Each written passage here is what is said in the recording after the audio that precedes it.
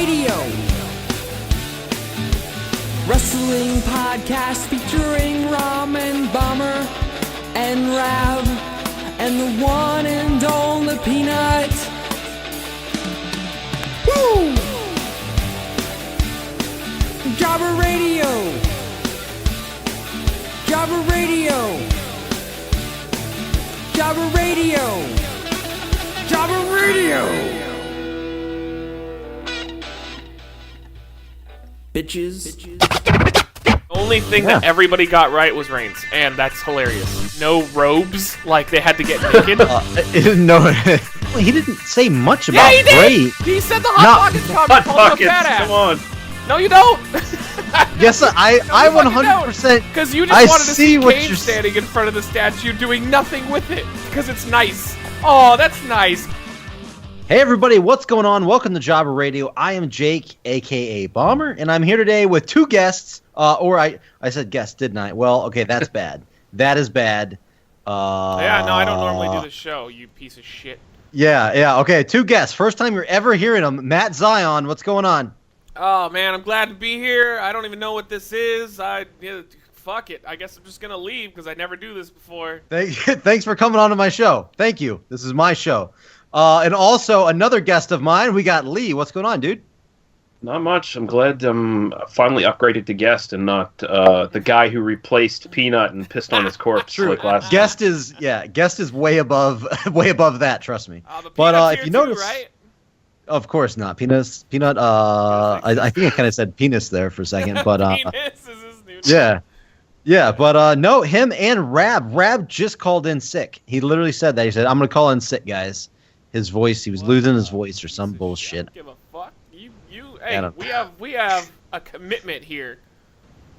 Yeah, bi-weekly. Well, except for we did it last week, but still. Bi-weekly normally or bisexually? Yes. Whoa. Hey, anyway, so yes, they're not my guests. They're my co-host. How about that? We're all hosts. We're all hosts together. But anyway, we're talking. Huh? What? Yes. Jobber Mania. That's what we're talking about today, as we called it on the last episode. I just added up all the results for our predictions that we had, and we did fucking horrible. No, everybody did. Like, everyone. Everybody got right was Reigns, and that's hilarious. Yep. Well, we also got Taker right. We all got Taker right. Yeah. But after the results, I tallied them up. So in last place, I'll start with that first. Last place, Matt Zion came in with a whopping 2 predictions correct. Oh, yeah, with Roman Reigns and Undertaker. So every single other match was wrong. To be fair, those are the only ones that really mattered. So true. Yeah. True. Me and Lee tied for second place with 4 correct. Four matches right, and Rab, who's not here, he won with 5 points. He got Roman Reigns, he got Brock Lesnar, Undertaker, the Usos, and Kalisto. That was his picks. The Usos basically won it for him. Basically, that was the one difference that he had from us. Ugh. But well, and I gave 2 really bullshit predictions. You did. You came close. Yeah, that's Ric funny. Flair. I He wish was Ric Flair won. trying to throw it, and yet he still came closer than all of us. Yeah. This felt like a WCW Russo Mania, where they just went with really wacky finishes just for the sake of it. Like, oh, they'll never see this coming. Yes. There's a happy medium, and they didn't find it. Also, sorry if you hear a weird staticky sound, but none of us know what the hell that is. So yeah, there's a weird hiss, but it's the Viper. Randy Orton is joining us in the studio. So where do you guys want to start? You guys want to do a little quick thing or what? Let's just go from the pre-show on up, because then I want to talk after Rafter Mania. It's hard to say that. So things started off with the U.S. title match, which is hilarious. There was maybe 32 people in the stadium. Yeah, that sucked. Bad for them. Yeah. Kalisto, I thought the match was pretty good. I mean, it was quick. It was to the point. There was this and that, but I mean, there was nothing bad from it, I don't think. Well, let me state first and foremost that the network acted like a huge fucking asshole for us it didn't start working properly until after Lesnar and Ambrose. So we were doing this thing where we would see 2 seconds, and then it would cut to a black screen that claimed loading, Then we'd see 2 seconds, and then it would cut to a black screen claiming low. Like, we did that for the first half of the show. And when I went on Twitter, I thought it was just us. I thought maybe my internet sucked because Verizon switched to this company called Frontier. But from what I understand, I went and read, a lot of people were having this exact issue with the network. Like, tons of people. The illegal stream I was using was working fine. Yeah, no, Xbox and PlayStation streams were having absolutely no issue. Anybody, I was on PlayStation 4. Yeah, it was anybody fine. outside of the U.S. was having no issue. It was people in the United States in certain parts, and they were having the same problem we were. There was a fix to it, but I didn't read about it until we got past Lesnar and Ambrose, and it was a really dumb fucking fix, too. So the network was, though, having problems, because even Dave Meltzer was like, popping up throughout the night going, like, is everybody else having issues? Like, if Meltzer's having problems, then they were having issues, first and foremost. But from what I saw, I liked the match, though. I thought it was good. I liked the story they told. I liked that Ryback was like a big bully. I liked that Ryback didn't get too much offense compared to what I thought he would just crush him the entire match. But he actually gave Kalisto a lot. So it seemed like they both worked really well together. It was good big man, small man, classic. Yeah, and you'd think they would like keep going with it, but I think it's dead, so. Well, no one cares about either of them, really. I mean, Kalisto they could care about, though. They could if they fucking weren't jobbing him out right after WrestleMania. I mean, I didn't see what he did on that. I only read the big points. So they just lost to we'll talk about it in a little bit. We'll talk about the fallout of WrestleMania. But I like how right at the beginning they showed the front row because they would like battle on the outside, and you saw like the first like 3 or 4 or 5 rows, literally nobody in the front row. Those are the A-listers. Those are like the celebrities and stuff. They're not the people just pre-show. But didn't they have a problem with getting people to the door early on anyway? There was some sort of mix-up that some sort of screw-up, I think they reported. It wasn't so much people didn't want to come watch the match, it's just that they were having trouble getting people into the actual building. Yeah, there was some sort of error with reading people's tickets or something, and it's something. Down. I didn't hear that. Okay, well, yeah, that makes a little more sense. Thank God, because these guys, they're having their WrestleMania moment in front of, like, nobody. I was like, what's going on? But, so after that, we followed up with the, we didn't predict it, but because they announced it late, but the 5-on-5 Diva match. I mean, Lana looked really hot. From what I think the match was entertaining. I didn't really see it. Well, yeah, you had like 2 seconds. No, they had a nice little. We were trying to fix the network, so I missed most of this match in particular. Yeah, that was a good. That was a good match to fix it on. Yeah, but like there was a good moment where each girl was jumping in there and they were like getting a move off and back and forth, back and forth. It had some good moments. It was pretty funny. I have to point this out. By the way, if anybody followed, I was live tweeting the whole show on Jobber Radio, so give us a little follow and follow along sometimes. But anyway, I actually tweeted when that was happening. I was like, "Oh, this is the worst ref ever!" Just being, I don't know, sarcastic. And I'll be goddamn if the next match that went on, he tweeted me back. And he's like, "Oh, I don't think so." And I think he thought I was being serious. He was kind of like, "I don't think so, Dick." Like basically. Such a because so I have a minor amount of celebrity. I would probably say I have the same amount of celebrity as a random no-name ref in WWE. Just a really small amount where a very niche audience would probably go after you. But when somebody sends me a negative tweet, for the most part, I usually just ignore them. Like that seems like a low self-esteem to have like a random WWE fan insult you and be like, "Oh, fuck you." Yeah, and I was 100%. I was just joking around because like the divas, they were all diving in. Oh, sorry, superstars. Can't call them divas anymore. The superstars were all jumping into the ring, and he was just like watching it all happen. Then I think he got gangbanged at one point. But I was just messing around. And he totally got butthurt by it. I thought that was pretty funny. Call them divas, by the way. They're not. They said the term divas is dead. I doubt it. Watch on TV as they still call them divas every single week. Oh no, they called them superstars throughout the night. No, it'll go back. Vince will get tired of it, and it'll go back. Plus, they're still doing Total Divas. Yeah, that's kind of weird. True. Yeah, kind of weird disconnect there. Total superstars. They want to take it seriously. So I have a funny side note from this match. Bret Hart did a podcast review of WrestleMania. In typical Bret hates fucking everything form. God, I love him for it.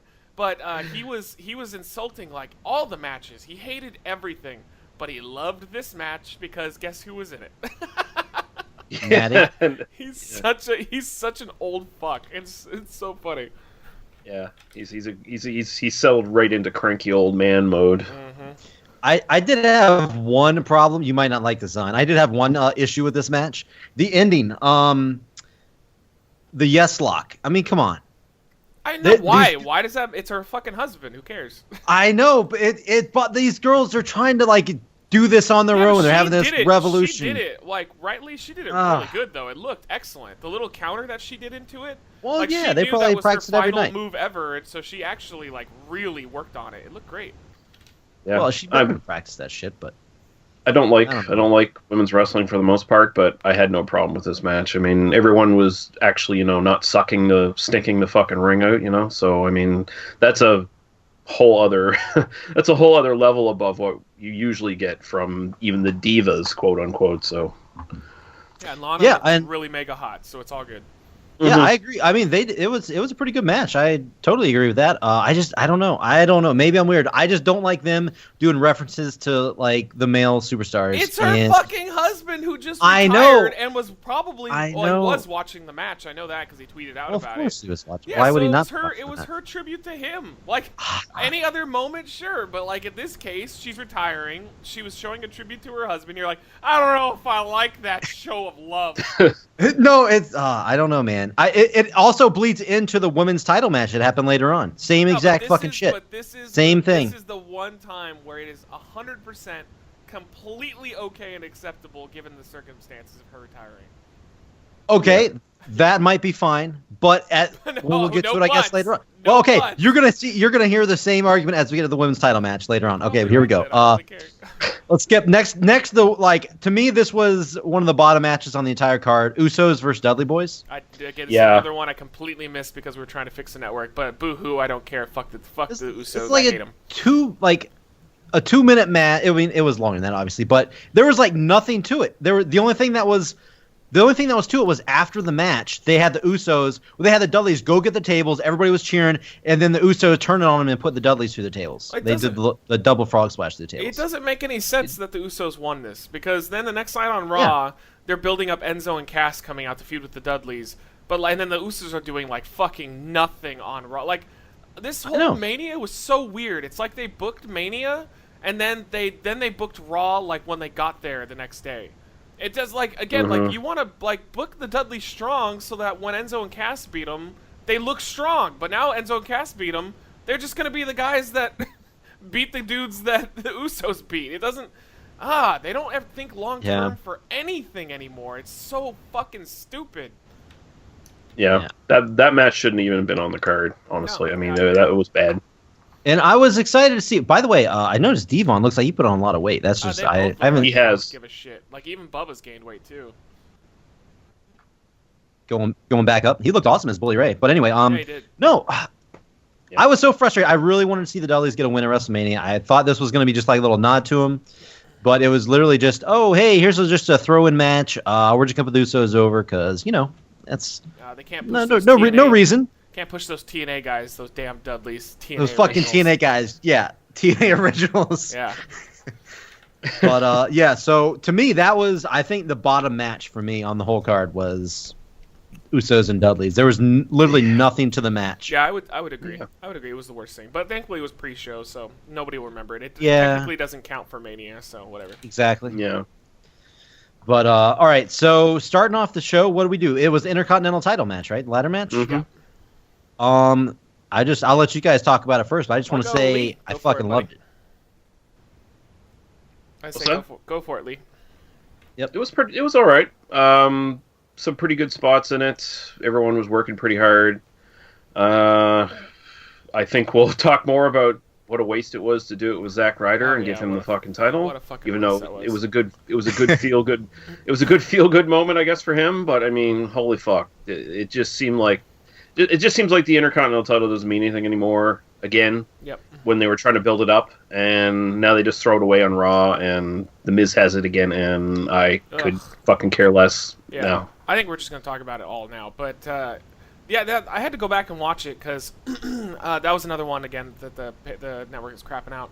So afterwards, I went and watched it in full, and it was, they were, despite my disagreement with the fact that it should have just been Owens and Zayn having a match. I mean, just the first minute, the crowd was just marking out like crazy for both those guys. Yep. Like, that would have been a Intercontinental title classic if they had given it to them. But whatever. Regardless, with the jobbers that were in the match, everybody was killing themselves. I'd say the only person that I felt didn't really like earn his spot in there was basically Cody. Like, True. He didn't do anything. He did absolutely nothing. He got the polka dot ladder. What are you talking about? That's so extreme. And so, like, Cody didn't do shit. I felt like Cody should have at least had a spot. I thought Sin Cara was fucking awesome in this match. Holy Christ. Yeah. He knew, like, I don't deserve to be in this, so I'm going to start taking some career-risking moves. And he looked great. I thought everybody looked really good besides Cody. And I loved how Owens got taken out by Zayn. That makes sense, especially if they're going to feud later on. And oh my god, that was sick, by the way. Oh yeah, they did that exact spot in PWG. Nice. Onto a ladder. The backdrop ladder, and then the Half Nelson suplex onto a ladder. Same exact stuff. So like that was cool. And when Miz climbed up, oh my god, we were all so upset. We were like, God damn it, what the fuck? And then Ryder pushed him, and it turned from what the fuck to like, what the fuck? Yeah. But like, it took me after like the first few minutes, I was kind of like, oh god, I don't like that. And then I started to be like, well, I mean, at least they're trying to give somebody new a push. Like, they're trying to bring somebody in, make him important again. And then on Raw, they just fucking jobbed him out to the Miz. The worst, dude. Oh my god, I don't even understand where that's going. You know what? It's not going anywhere. They just wanted the title off of Owens. More than likely so that he could get pushed into the main event mix, and they didn't want him to lose it directly, so they gave it to Ryder so that Owens looked fine, and then they had put it on Miz because they're like, well, we don't want to give Ryder anything because fuck the fans. Like, people were actually potentially excited about him getting a push, and they just didn't. Yeah. And you know what's weird? It's like that match with the Miz the next night. It felt like it was like the last match in a feud that had been going on for a couple months because I don't think you have much. You have his dad come in the audience, so you think, they're kind of building the storyline like, oh, his dad's cheering him on and stuff, and the Miz is the heel coming after him, and then Maurice comes back, and it feels like, that should have been like a match on a pay-per-view to end the feud between the two or something like that, but instead they just hot-shotted everything the next night, like it didn't matter. Miz should never be at the Intercontinental title level ever again. He's a five-time fucking champ. Five times. 5 times he's failed at gaining any momentum or any ground at being Intercontinental Champion. God, go with a fresh guy. Jesus Christ. Like, if they were going to hotshot the title around, give it to fucking Sami Zayn. Like, at least build up somebody that the people like. But once again, they have no interest in putting titles on people that you like. They put titles on people you fucking hate until you get X-Pac heat with them, and you just don't bother paying attention. Because that's where I'm at with Miz. I think Miz is a good mid-card guy. Miz is not a good Intercontinental Champion guy at this point. No, they don't need him there. I mean, it should have been. Like you said, it should have been Zayn and Owens one-on-one. If you want to make a ladder match, fine. But it should have been. This should have been basically the kickoff to their feud up in the WWE. This should have been the kickoff to the feud. They could have tried the title a couple times. There's a lot of heat behind that feud, so it actually makes the title feel more important. But instead, they just threw it to two guys, hot potato bullshit that no one gives a fuck about. That was pretty much Mania in a nutshell. It wasn't awful, but at the same time, absolutely just forgettable, just totally forgettable. They went out of their way to like make sure there weren't Mania moments other than Shane. Like, they were like, oh, we could do this and people really like it, but fuck it, let's throw 4 other guys in it. Because, well, why not? I'm starting to hate that term, too, because every single match, the commentators, oh, this is his WrestleMania moment. Yeah. He's looking for that WrestleMania moment. It's like every single time. It's like, come on. Pointing at the sign. Same. Just it's cool the first couple times they do it, and then it's they just ram it down your fucking throat until you hate it.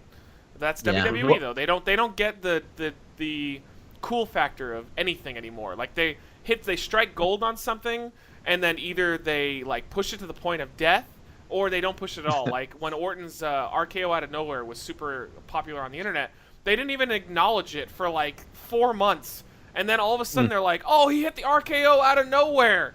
And it's like, that train has sailed. Like, nobody gives a fuck about that anymore. Oh, or how about when Daniel Bryan, like, subdued that robber or whatever that, like... Oh, yeah. They never even talked about it once. They didn't do anything. Like, that would have been a cool thing to throw in there to build up his character. Yeah, but, because Bryan's a little guy and they don't like him.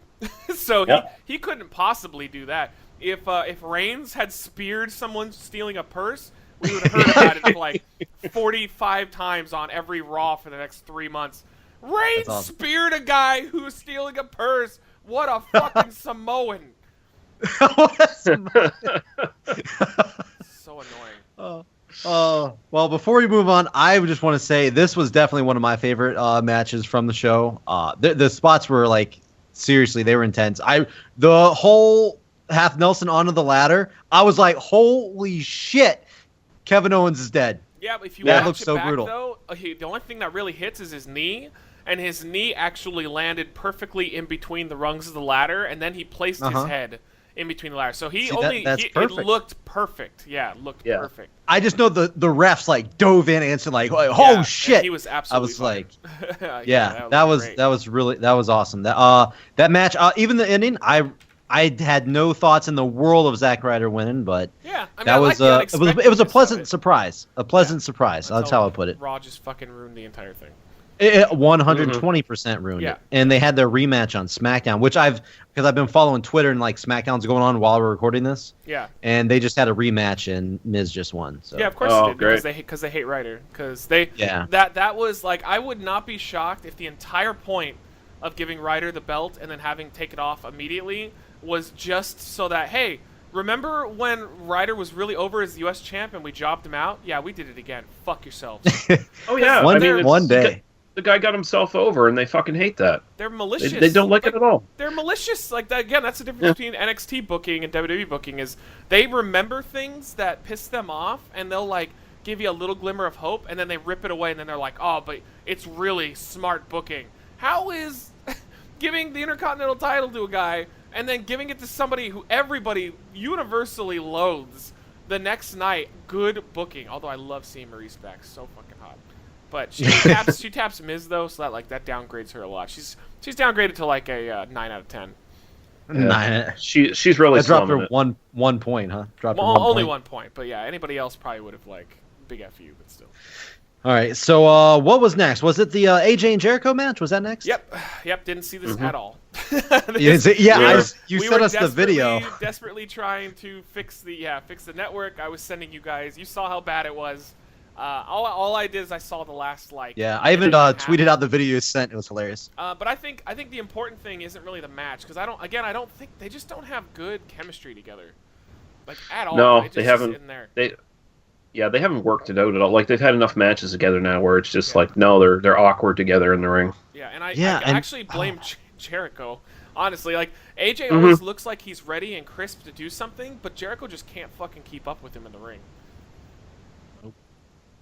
No. Yeah. It looked. I don't know the best way. I guess sluggish would be the best way to describe it. Like things just seemed off a little. Something I don't know what it was, but it just seemed a little off. I know what it is. They just have zero chemistry. I mean, that's all there is. That might be. And I mean, it's hard to blame. You can't blame AJ because he's been doing like amazing matches. Yeah. Like for how long now? Yeah. But the thing recently now I think we have to talk about Mania again and Raw because this correlates with they don't give a fuck about booking anything properly anymore.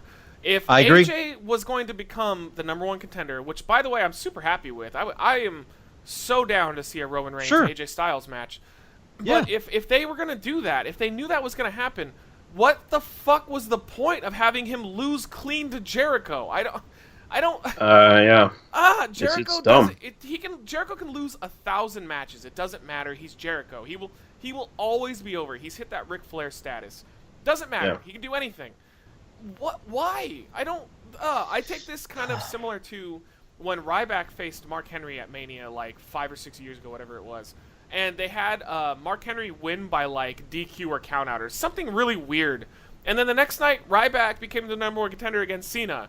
It made no sense. Like you don't want your contender looking like a fucking chump going into the title match because then everybody's gonna treat him like a chump. I don't. Why AJ should have beat Jericho and then become number 1 contender? Like, ugh. This is their sort of formula of everyone sort of fails forward, right? Like the more losses you have, it makes you a bigger star, apparently. Which is like opposite. It's their what do you call it? It's like their somebody has a good word for it. It's Solo Monsters podcast I listen to, and he was they're even Steven booking, where like nobody gets ahead on anybody anymore. Everybody has an equal amount of wins over the other person, unless your name is John Cena. Or Roman Reigns, and then you just beat the fuck out of everyone. But it's just like, they can't, hey, sometimes in order to get somebody over, the other guy has to look worse. So that's why you pick which guy you have more interest in, and the other guy kind of takes a back seat. That's just wrestling. That's everything. That's anything in life. And they are so content on this even Stevens shit.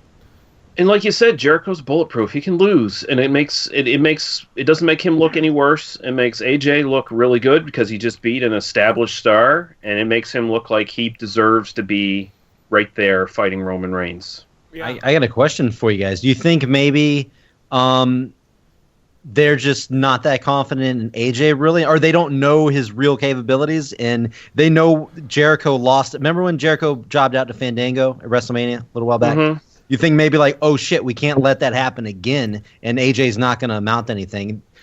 I don't know if. No, the only reason I had that thought that went through my head. Like, well, they're deciding they're not going to like let Jericho job out on Mania again. No, that's what I thought. I think it's one, AJ's a TNA guy, so when the books at the end of the year, like say in 10 years, they don't want it to look like a TNA guy came into WrestleMania and beat a hardcore WWE guy. That's probably one part of it. But I think the other part is they just were like, oh, well, it doesn't matter if he loses to Jericho at Mania because we're going to give him the contendership against Reigns on Raw. So I hope that's not. So what? That's what it is though. Like they. I mean, it seems like it. I hope they're not thinking that. That's horrible. One of the former writers came out and talked about that Ryback situation that I mentioned earlier with Mark Henry and Cena, and he said a lot of people were against that decision. They were like, Ryback should just be, especially at that point, Ryback was kind of in need of a big win. So they were really pushing for him to beat Henry clean and then go on and face Cena. Like that was always the plan, was for Ryback to turn heel and go against Cena. So they were all pushing for it. Well, at the end of the day, the people that were in charge that mattered basically said in a nutshell that, well, after Ryback, turns heel or after he gets that title shot, anything he did before doesn't matter anymore, so they might as well put over Henry. How does that make sense? It doesn't make sense at all. Somebody creative. Like, no, you build up Ryback as a big legitimate threat. You don't send in a guy who just fucking lost like a bitch like that. No, that shit right there, that would perfectly explain how fucking stupid all this booking is. Like if that's their real thought process, that would explain everything. Like with Ryder, like, oh well, Ryder got this big win at WrestleMania, so he looks great, and then we'll just give The Miz the win the next night. No, it makes Ryder look like shit. It's just such bullshit, man. It's it's so depressing. I mean, as much as the business is exposed and most people are in the know now, people still want to believe in winners and they want to get behind people who have winning streaks and look tough. They don't want to get behind fucking losers. That's why fans drop off from people. I mean, if you keep jobbing out Ambrose, eventually he's going to get to the point, the sort of the Ziggler zone, really. Yeah. Where people just stop giving a fuck because they know that he's going to be jobbed out. So. Yeah, I mean, there's no reason to care about him. But let's keep going because that was my least favorite part of Mania. What? Really? Okay. Yeah. Well, you didn't get to see it, so I'm sure that helped out. But I went back and watched it again just to make sure. Well, this was one of my least favorite parts. Another one coming up: New Day versus League of Nations. Yeah, first of all, the intro, the whole Bootios, that was awesome. I don't care what anybody says. That was awesome. There's a picture that came out of the. Yeah, I saw Chris post it. Yeah, I saw Chris post it. Yeah, that's great. The fact that they put that much detail and work into it is hilarious. Yeah, it just screams New Day.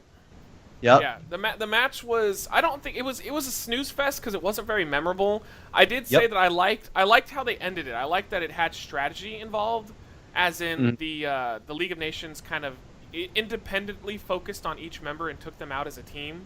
I thought that was nice. But like, really, at the end of the day, there was no reason for the League of Nations to win this match. No reason in hell. There's no reason. I mean, I guess the only thing I can think of is that they're building to the tag title match, so they need to do their even Steven booking bullshit, so that League of Nations get one win, so New Day wins, and then it's all good. Everybody wins. But they had that on Raw. They just had that on Raw. The title match. I didn't see that part. Yeah, the title match should have been. Yeah, the title match should have been WrestleMania. That's even Steven booking, though. I just told you like that. So now nobody looks bad in their eyes because everybody got a win, which isn't how you make people look good. This match didn't matter. All this was to give the returning legends their WrestleMania moment, and which I wasn't very big on that.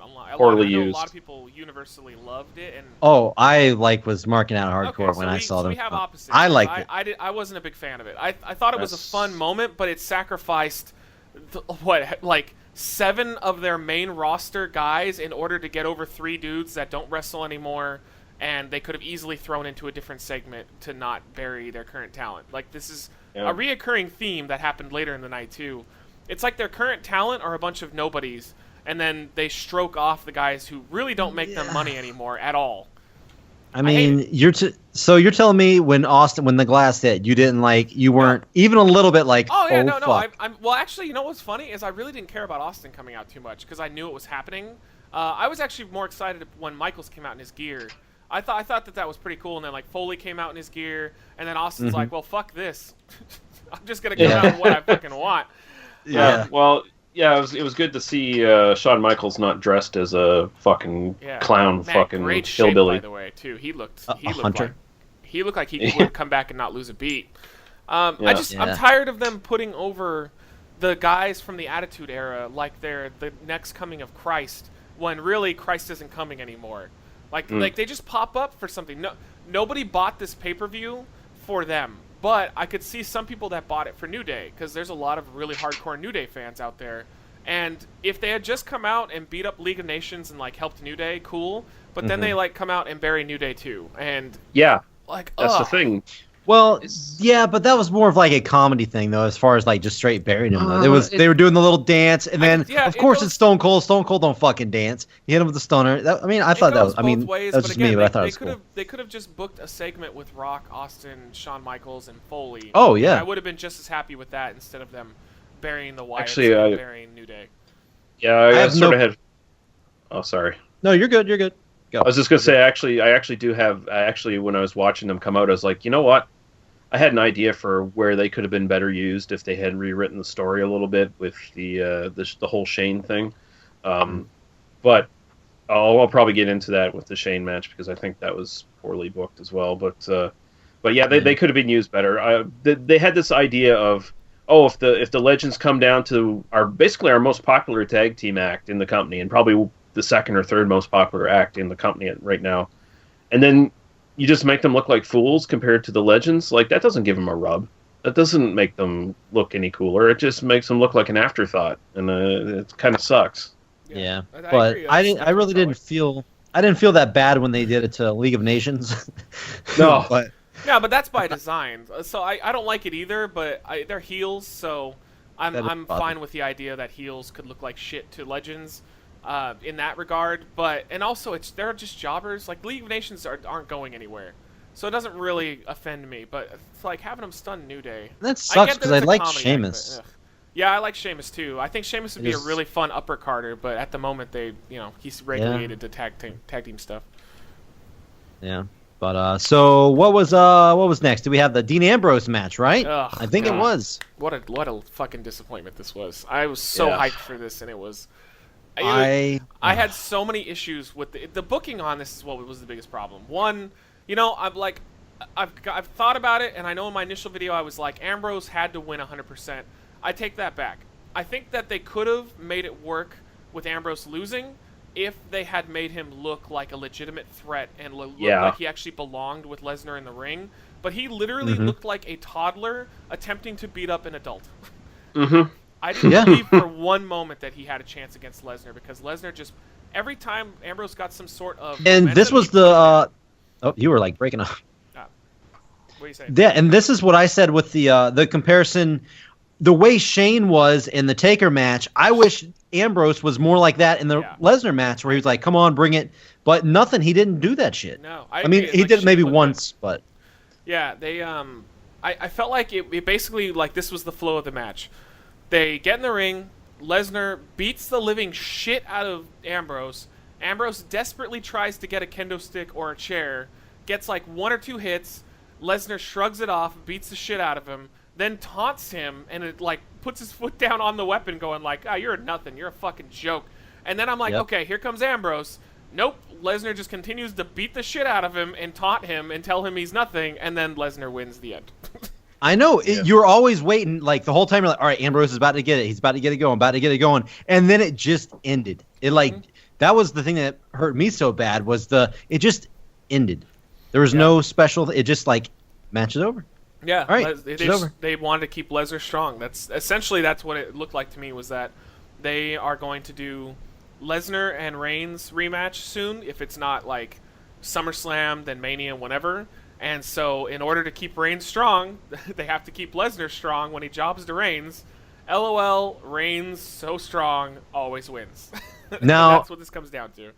Now, I have no problem with them trying to keep Lesnar strong and stuff, but now what's that mean for Dean? What the fuck's Dean going to do now? He's officially in Dolph Ziggler territory now. Unless they try to fix it, which I don't think they're going to, because now you got Cena back and you're getting like Cesaro. You get a lot of people are coming back. I think Dean was just literally a placeholder until Cena came back, and that's it. Now they're just going to go with Cena again. Well, just to make you feel better, I was looking at the SmackDown results here.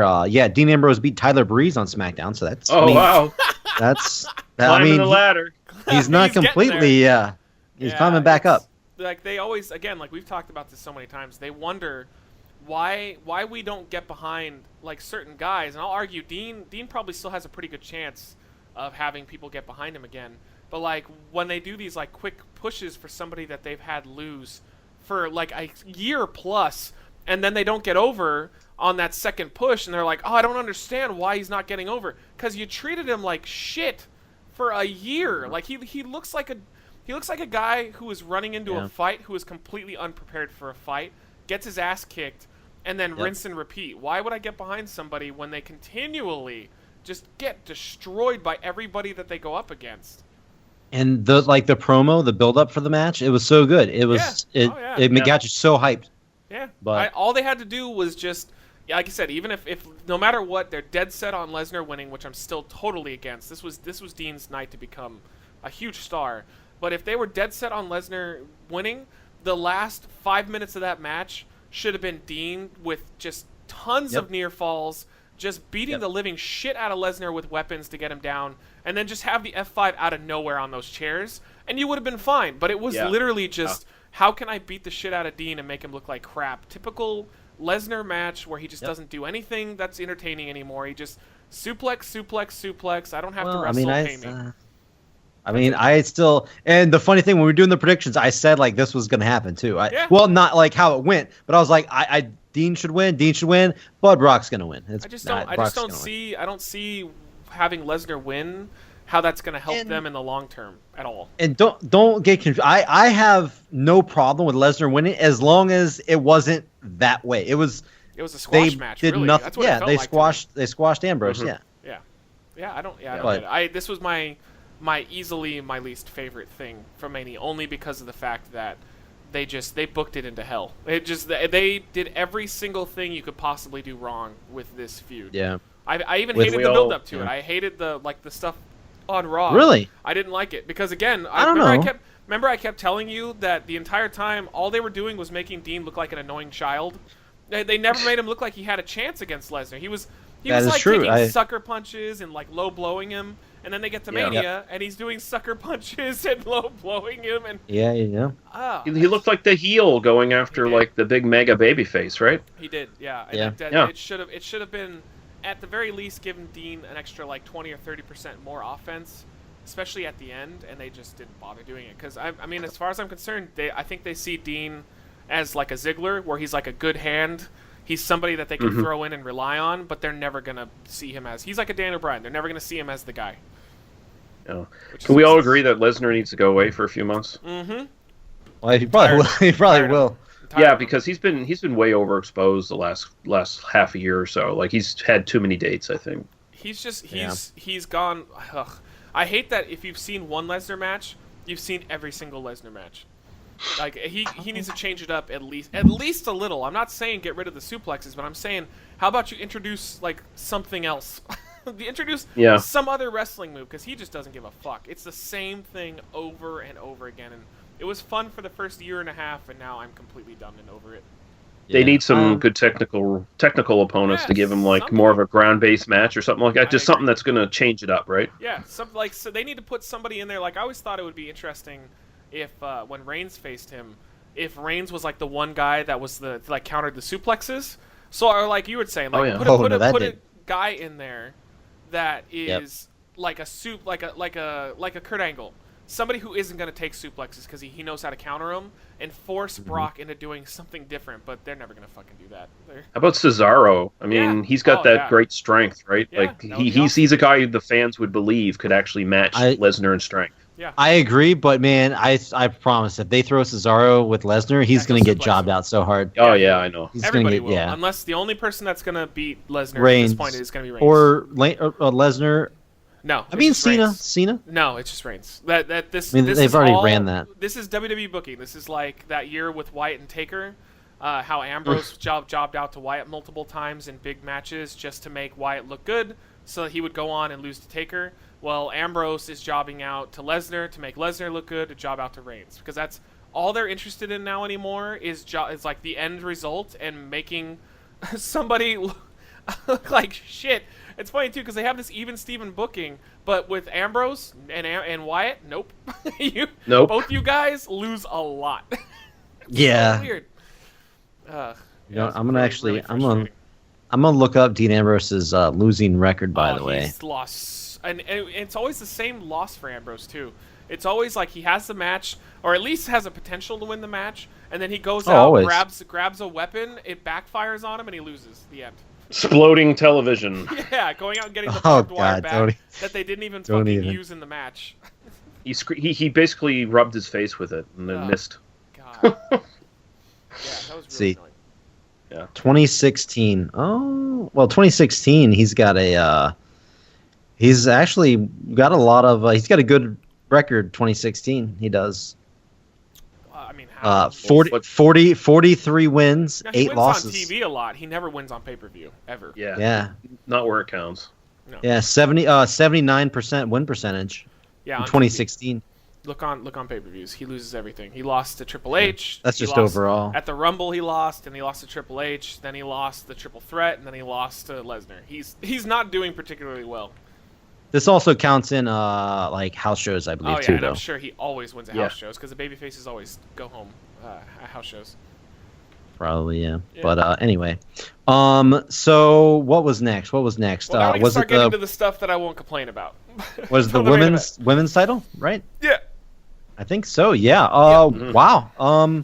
This is contender for me for match of the night. It was the best technical match easily. Yeah, it wasn't my favorite thing, but it was really damn good. They felt a little sloppy for the first maybe 5 minutes. It felt like they were just going through the motions of something that was planned. But then it quickly started becoming more organic, and I felt like they hit their stride, and it was really good. And now that I think about it, I mean, I think a Sasha Banks or a Becky Lynch victory might have been a little more memorable, but I think Charlotte is the one that probably needs it the most. I think Becky is probably the best technical one of the bunch, and then you'd say Sasha is easily the most over. But Charlotte is still she's a little green. She's still like the newest one of the bunch. And there's more legs for her to stand on later on. There's more matches. Like they can go back and do, rematches with these guys one-on-one. There's Bayley. I think there's just way more options. And then they can always just pay it off at the end with, a Sasha win. Well, now that they're resetting the division, I think it just makes sense to have like a super strong heel champion anyway. I agree. That all the baby faces can bump off of. So. Yeah, I agree completely. I was fine with this. I had absolutely no issues other than the fact that I wanted Ric Flair to somehow be entered in and be the first ever women's champion. Yeah, that was my hopes. Yeah. I know that was Lee's pick. It was Ric Flair to win the title. First of all, what are you guys' thoughts on during the pre-show? Lita announced that they were getting rid of the Divas title and switching it to the women's. And what do you think about that and how it looks? What are you guys' thoughts on that? It looks fine. At first, I didn't really like the red in it, but I do like the white of it. I like the fact that it is. I think it is a good compliment to women. The fact that they're getting an equal title to the men, So I like that fact. I think it's really odd that they were like the first ever women's champion, like, and then they just inducted Jacqueline into the Hall of Fame, who was a former women's champion. It's like, it's not the first. It's you're returning to the women's title, but it's a nitpick because at the end of the day, they're treating the women important, which is good, and these are the right women to do it under. I mean, they could have just put a caveat in there, undisputed women's title or something like that. That made more sense. Yeah. Mm-hmm. Yeah. Yeah, no, I think it looks really good. I'm just so fucking glad they didn't put like for the background to be like purple or pink. I'm glad they made it red. No butterflies or deer running around on the damn thing or anything. I think everybody's been waiting for so long for this to happen. I wonder who was the motherfucker that said, you know what, we're going to do Divas title. We're going to make a Divas title. We're going to put a butterfly on it, and this is a great idea. Kevin Dunn. I just want to know. Kevin Dunn, yeah. That sounds like a Kevin Dunn. Someone who doesn't respect women's wrestling in the slightest. That's Kevin Dunn. Yeah.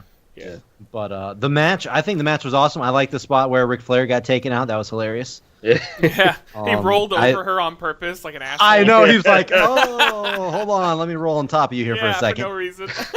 Yep. That was great. And I have no problem with Charlotte winning. I picked Sasha. I thought it was pretty unanimous, especially when Snoop Dogg came out. She had this whole crazy entrance and stuff. I was like, oh shit, she's definitely winning. But I don't have any problem with Charlotte winning. I like Charlotte. She's good. This was a match where it didn't matter who won. It was just the match that was going to matter. Yeah, the match was amazing. Yeah, even Lynch, if she won, like I even tweeted out, I said, whoever wins this match, I don't care. This is a great match. Yeah, it's going to be good either way, and it was. And it was more. Let's put on a really good match to like show the people that we're serious about women's wrestling.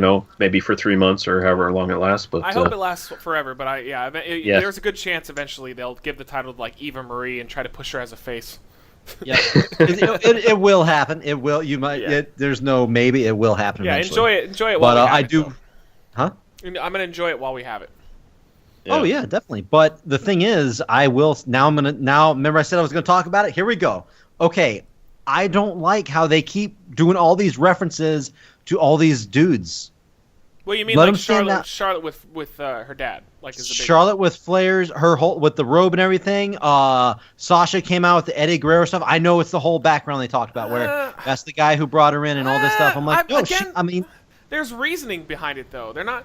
Both of them aren't just coming out for the sake of it. Now that's when I hate it. I hate it when they're just like, hey, look at me, I like this person, but like.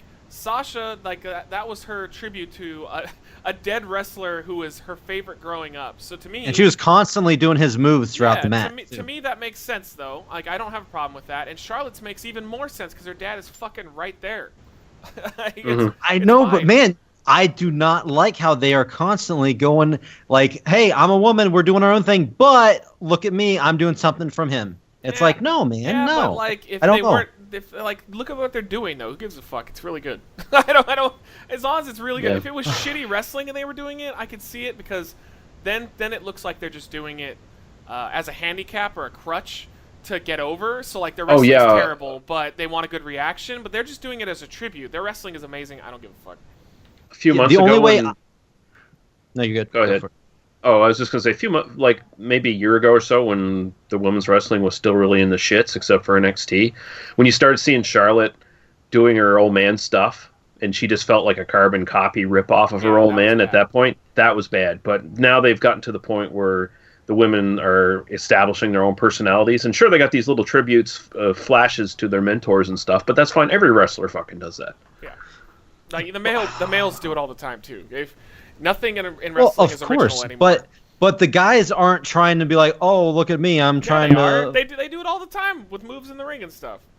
It happens all the time. Okay, like maybe I'm wrong. Sons, like fucking Cody Rhodes is just his dad and his brother combined. You didn't say anything about him. Yeah. Well, that wasn't good. I mean, that was bad too. I just didn't bring it up because they're not in a fucking superstars revolution where they're branching out on their own and they're making a name for themselves, but yet falling back. Now, the Revival what's up? Is basically just Arn Anderson and Tully Blanchard. Mm-hmm. Like that's all they are. They're not their own guys in the slightest. They're just a throwback to old wrestling. Do you have a problem with them? I mean, they put on a good match at That's what I'm Takeover, saying. but- As long as they put on yeah, a good that's match, the I thing. don't I mean, the care. women put on a great match Yeah, too. exactly. They put on a That's great. why I don't care if they do it. They're having good matches. I don't give a fuck. The only reason I would ever excuse this is because it's WrestleMania. If they constantly do this on Raw or whatever, any other pay-per-view. That's why they did it though too. Like Sasha's not going to keep coming out and doing Eddie's moves. It was a tribute to her favorite growing up. She better fucking not. She better not come out in his attires anymore. Or you will come over to her house and you will slap a bitch. I will slap the shit out of her mouth. Well, wait. What if she came out in Raw next week and fell on a fork? Wow. You know what? No, we're done here. We're done here. We're done here. But no, I don't know. It leaves. I don't know. Yeah, you don't like it, but nobody gives a fuck because they're really good matches. The end. Yes. Okay, yes. there we go. I just want them to stand out more on their own. That's all. I want Eva Marie to take over from her mentor, The Big Show, and start wearing a singlet and shave her head. And walking around really slow. Well, it's Eva Marie show. No, see, I wouldn't be surprised if that happened. That would be amazing. I'd be so down with that. It's not even funny. All right, we are going on to the Hell in a Cell match, which was next. My favorite match of the night. Taker, Shane.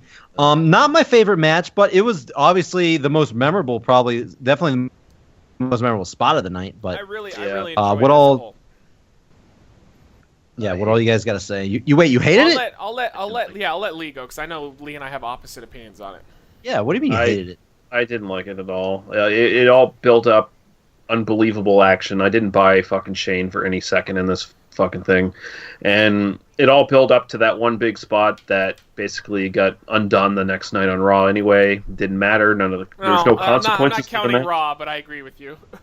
Well, we kind of knew that was going to happen, though. No, we didn't. And you know what? Everyone was and plus the fact that everyone was expecting a spot like this, that it kind of deflated it for me. I mean, it reminded me of the Mankind Hell in a Cell with Taker in the same way that the entire match was actually shit, and all anyone's ever going to remember is the big spot. But in that case, that spot wasn't planned. That just fucking happened mid-match. Like, they didn't know, the announcers, no one knew it was going to happen. They actually worked it into the match themselves. Mm-hmm. But here it just felt like, okay, I'm watching Shane. I'm watching him with his bullshit offense that Taker shouldn't be selling at all. And it just felt like they wasted Taker in another WrestleMania match when he doesn't have that many left, and everyone should be special. And the whole thing just kind of burned it for me. I couldn't get into it. I was opposite. I thought interesting. I thought that, to counter Lee, I thought that they booked Shane perfect here, because to me, you're right. Shane should have absolutely no chance against Undertaker at all.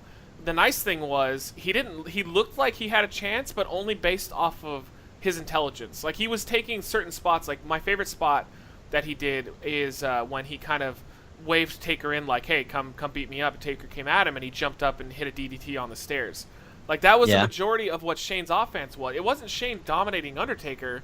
It was Shane kind of timing his spots and throwing Taker off. Like, he was kind of playing mind games with him the entire time. He was getting Taker so upset in certain moments that Taker was just kind of going in for the charge instead of going in for intelligent maneuvers. Yeah. I thought the psychology in this was perfect. I felt, and like, I know a lot of people said that they didn't like the slow aspect of it. Jesus, it's a Hell in a Cell match. This isn't a fucking ladder match. This isn't like a luchador match. The point is they're supposed to be slow and methodical. I think the only thing that they missed was blood. You know, if both guys had been complete, especially Shane, like, it would have made sense if Shane was just a bloodied mess because of how Taker was kicking his ass. I think that would have added a little more. But I liked everything about it. I think the elbow off the top was done as good as it could possibly be, considering like their alternatives were very far and few between. Because it's not like they can back up a truck full of wood so Rikishi could fall onto it, you know. And he fell so perfect too. Yeah, I pitched one idea before the match started to the guys while we were watching, and I was like, what if they cleared out, like, say they cleared out like 5 rows and they planted a bunch of wrestlers in the audience, like independent wrestlers, and they had Shane and Taker go up to the top, and Taker threw him off into the audience and just had the wrestlers catch him. I was like, I think that would have been unexpected, and it would have been unbelievably memorable. And would have killed people. I could have, but I'm saying if they had the proper wrestlers right there ready to catch him, I think he could have been fine. It probably would have hurt the wrestlers, but fuck them. They're getting a big payday. They don't give a fuck. They do it. That was like the tallest chamber like ever, man. That chamber. I didn't think anybody could even jump off the top of that, and he did it. So if anybody could make that work, it would be Shane. And I thought that the elbow could not have been better. I'm glad that they gave him a wider base to catch him, and I think the only complaint I would have is that he didn't really jump. He kind of fell. But I imagine that whoever their stunt coordinator is probably told him, "You're not jumping off this. Just fall, because you're gonna have a lot more control if you just kind of fall off of it instead." But I loved everything about it. I even liked the ending. I liked Taker giving Shane like the little pat before he gave him the tombstone. The only thing I can't fucking stand about it is, Raw just completely undid the entire thing, because who gives a fuck? Well, what did you think about the length of this thing, though? It was a half fucking hour. They could have done this match in 15 minutes. I felt like if they did it in 15 minutes, then Shane would have had to have looked stronger, though. Because the entire point of it being so long was Taker basically destroying him, and Shane just kind of counting his moments and getting his moments in. Otherwise, they would have either would have been Taker slaughtering him for 15 minutes, or it would have been Shane looking very unnatural, getting any type of offense in 15 minutes. So I thought 30 was the perfect amount of time. No, I just felt like anytime Taker grabbed him, it would have been over right there. So it should have been 15 minutes of Shane sticking and moving, and then he finally gets caught. His time runs out, and Taker just finishes him. Shane wasn't playing heel, though. If Shane was heel, that would work, because he'd be the chicken shit running around. But he's supposed to be playing the baby face, and I get it. It takes a bit of kind of getting out of realism to believe that Shane would have a chance against Undertaker, especially including their past. But at the same time, you know what? Fuck it. This Mania was kind of a disaster in certain areas, so I was willing to look aside on that one, because I just really enjoyed the match psychology. I thought from what this could have been, this was the best possible outcome for this match. Yeah, and as far as I go, I'm not like one way extreme or the other like you guys are, but I thought it was a good match. I really wish they would have maybe showed his kids a little more, like, unless they weren't showing any emotion. Like, whenever he was getting the shit beat out of him, it would have been cool if the cameras, like, picked up his kids, like, in case he died, though, I don't think they wanted to. Yeah. I think that was the point. They showed them coming out. That was cool. Like, the next generation of McMahons. But if he had fucked up somehow and died during this match, that would have been a fucking disaster for them. I guess, but you guys did notice there was padding under the table, right? Yeah. Oh, yeah. No, yeah. It was okay. Designed Make to sure take I'm a not. Fall, but I mean, there was still making sure I'm not the only one there was still that saw a the padding. large amount of potential. Of course. Disaster. No, you could tell those tables were really fixed when they did the really weak, like, what was it? Shane had Taker in a sleeper. And Taker kind of like he threw him over onto it. Yeah, it looked weak, but they just jump back. But it doesn't matter. Oh, I like that spot. That was a cool spot. The elbow is all that everybody's ever going to remember. The only thing I wish is I kind of wish he had hit it, but I can understand why he didn't. But I think it would have been a little like that's the only way you could have improved it is if he had actually hit the elbow on Taker and kind of like dragged Taker in the ring, got a near fall, and then Taker hit the tombstone. You're breaking up. I don't know. Oh well, I hear myself just fine. So. Okay, there you go. Okay, you're good now. I like the other table spot because it was it wasn't like huge or big or anything, but it was different. That's something you've never seen done before, and. Yeah. I did like that table spot where they grabbed him and threw him backwards through the table. It kind of exposed the table for what it was, though. I felt like they should have just saved it for the elbow, because the elbow looked great, but it's because he was jumping from such a high place that it didn't really like give away that the table was specifically made for them. Yeah, I mean, I will agree with saying that the beginning of the match was a little slower, but I don't think anything was really bad in that. Like all the stair spots, I think those were all awesome. Yeah, those are good stuff. I like that Shane's basically his only offense was like getting Undertaker into the stairs. Yeah. Oh, he did the trash can in the corner. I forgot. I don't know sense too. He didn't force the opponent to hold it. He actually put it in the ropes, which was nice. Yeah. I did like when he caught the Undertaker in the Go-Go Plata, because that made sense because he was doing the Gracie training or whatever. Yeah, so he was using that. Yeah, I like that too. Yeah, and then you could see the Taker was surprised, like his eyes went wide, like what the fuck.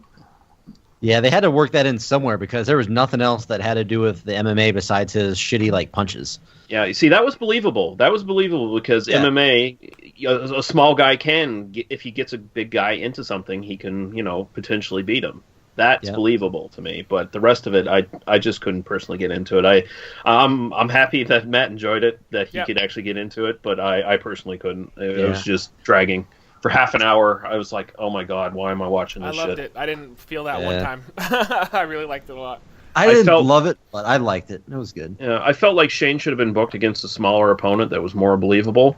Like, as much as I hate the fact that they just are basically throwing the Wyatts to the fucking wolves every time now, it would have been better if it had been like Shane and like Bray Wyatt, and then, the Wyatt family is interfering. And then that's where I would have brought the Legends down to fucking sort of even the score. And then maybe it felt like maybe there's more stakes involved. Like, it makes sense that those guys would want Vince McMahon to lose ultimately and have Shane start running Raw or whatever. Mm-hmm. I felt storyline-wise that might have made more sense, but whatever. I mean, either way, it looks like he's probably going to get control of Raw, so it doesn't seem to matter. And I was surprised that we didn't see Vince at all. I thought for sure there was going to be some kind of interference somewhere, but there was nothing. I thought that they were saving the interference for the main event, which, once again, I was wrong on that one as well. So. Yeah. I don't think there was interference really in any match, was there? They just went straight finishes for everything. It was very different. I mean, yeah, it was. I mean, if they would have got some of the ones right. But anyway, here we go. We're going straight next to the Battle Royal. Yeah. We were all wrong on this one. Well, if I had if I had known he was officially in, he would have been my pick, 100%. Mm-hmm. Yeah. Well, they've always put an NXT guy in. No, but they made a big deal out of it last year, and they didn't make a big deal out of it. He didn't even qualify. They just put him in. But the moment that I saw him walking down, I was like, it's either going to be Henry or it's going to be him. And that's it, because Henry's the hometown boy. The moment Henry got dumped out, I was like, he's winning 100%. There's no way they give it to Kane over the new guy like this, especially because he's big. And it was perfect person to win. I was really happy with that outcome. Match completely forgettable except for the bow train. God, I fucking love him. He is so much fun. But other than that, yeah, him winning, it was great. It was just a good throwaway breather. Yeah. I have nothing to say about it. It was there. Yeah, I mean, it was again. I want to say something about it, but I mean, there was really no highlights of it. Surprised Strowman, or why wasn't Cesaro put in that thing? Why did they wait to bring him out on Raw? I mean, they wanted a big Raw moment. That was and he'd have to lose, I guess, if they wanted to put. If they wanted Baron to win. So if he wasn't gonna win, I agree that they shouldn't have put him in. So I think that was the right move. I've seen one Baron Corbin match, by the way. I like him a lot. It was at Takeover. It was against Austin Aries. No, don't judge him off that. That was a terrible match. He doesn't work well against smaller guys. He works well against mid-sized to bigger guys. Every time he has a match with a small dude, it doesn't look right. Yeah. I wish Rab was here. He's good though. I like him a lot. I think his character, specifically, I love his character of like. I don't like wrestling. I wasn't a fan growing up of wrestling. I do this for the money, and I'm good at it. Deal with it. Hey, that is a fucking awesome character. Yeah. It's like a mini version of Brock, because like Brock doesn't actually know anything about wrestling. He just comes in and does it. Corbin actually knows all these people. Like when Aries, his main contention for the feud with Aries is basically like, go back to Ring of Honor, you fucking chump. So he knows them. But he just basically hates all wrestlers. I like his character a lot. Yeah. I wish Rab was here because he absolutely. I think he hates Baron Corbin. I think he would have been fine with him winning though, because compared to everybody else in that match, there's nobody else that could have potentially won. I don't know. I'm still would have been a fan if Kane won. I don't care what you guys say. I would have been a fan. That's so fucking. That's the biggest fucking waste of time. He's not gonna. He would do nothing with it. He would literally just win, so it would say Kane won. We'll see. That's not the way wrestling should work. We'll see what Baron Corbin will do with it. We'll see what he'll do with it. Absolutely nothing. I would strongly disagree with that. What are you talking about? Maybe at this point. What would they do with Kane at this point? If he got the win, what would they do? What, have him go against Reigns? Ugh.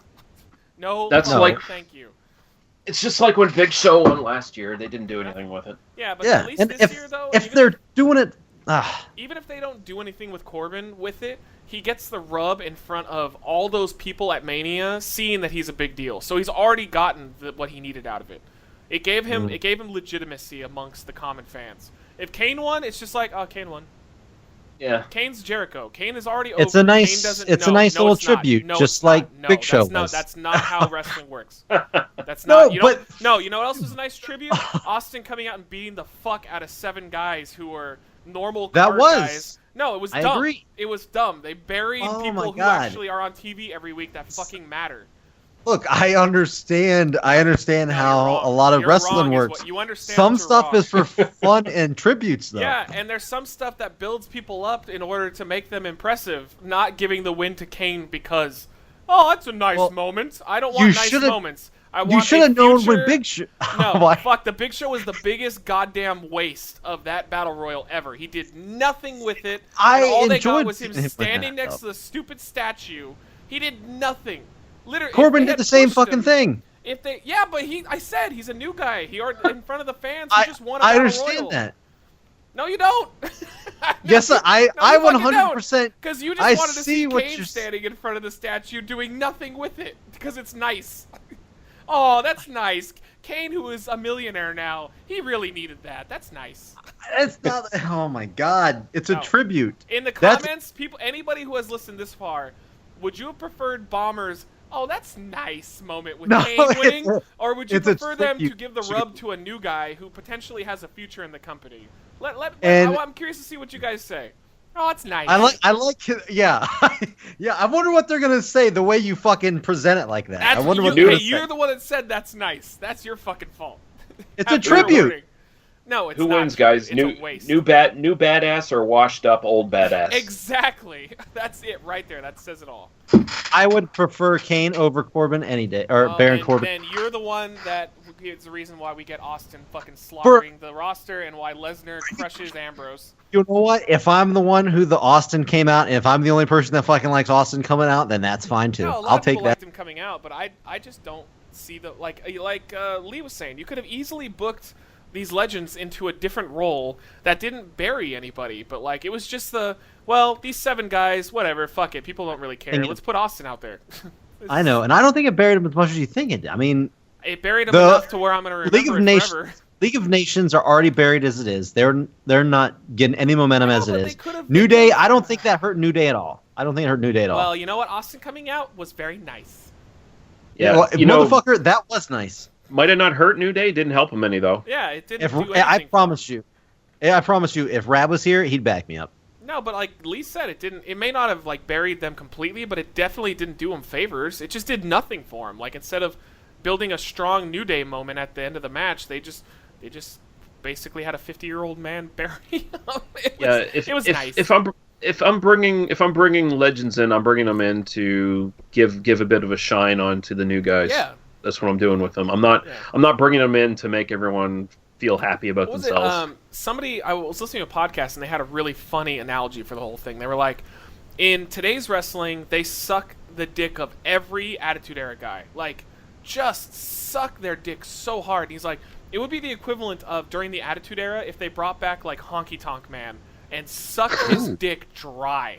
Like, Honky Tonk Man comes out, and he just lays out D'Lo Brown at his height, or he lays down, like, any of the mid-card guys, like Godfather lays down. Oh, Honky Tonk Man, what a fucking moment! Stupid.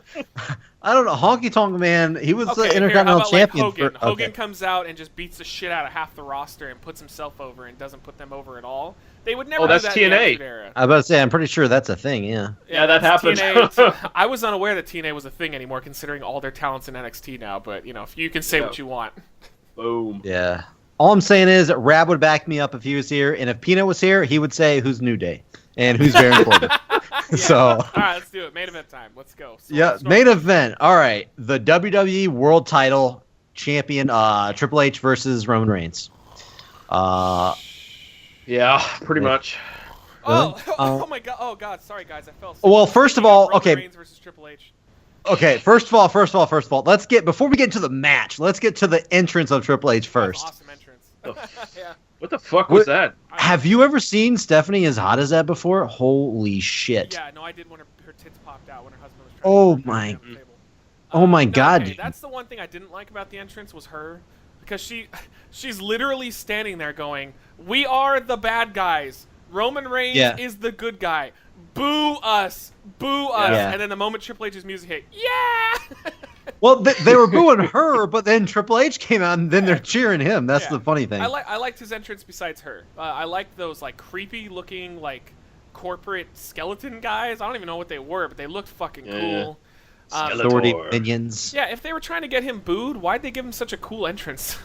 And then well, he always has a crazy entrance. Yeah, but Reigns got like such a generic entrance, and they're trying. He didn't even come through the crowd. Well, on purpose, because they might have killed him.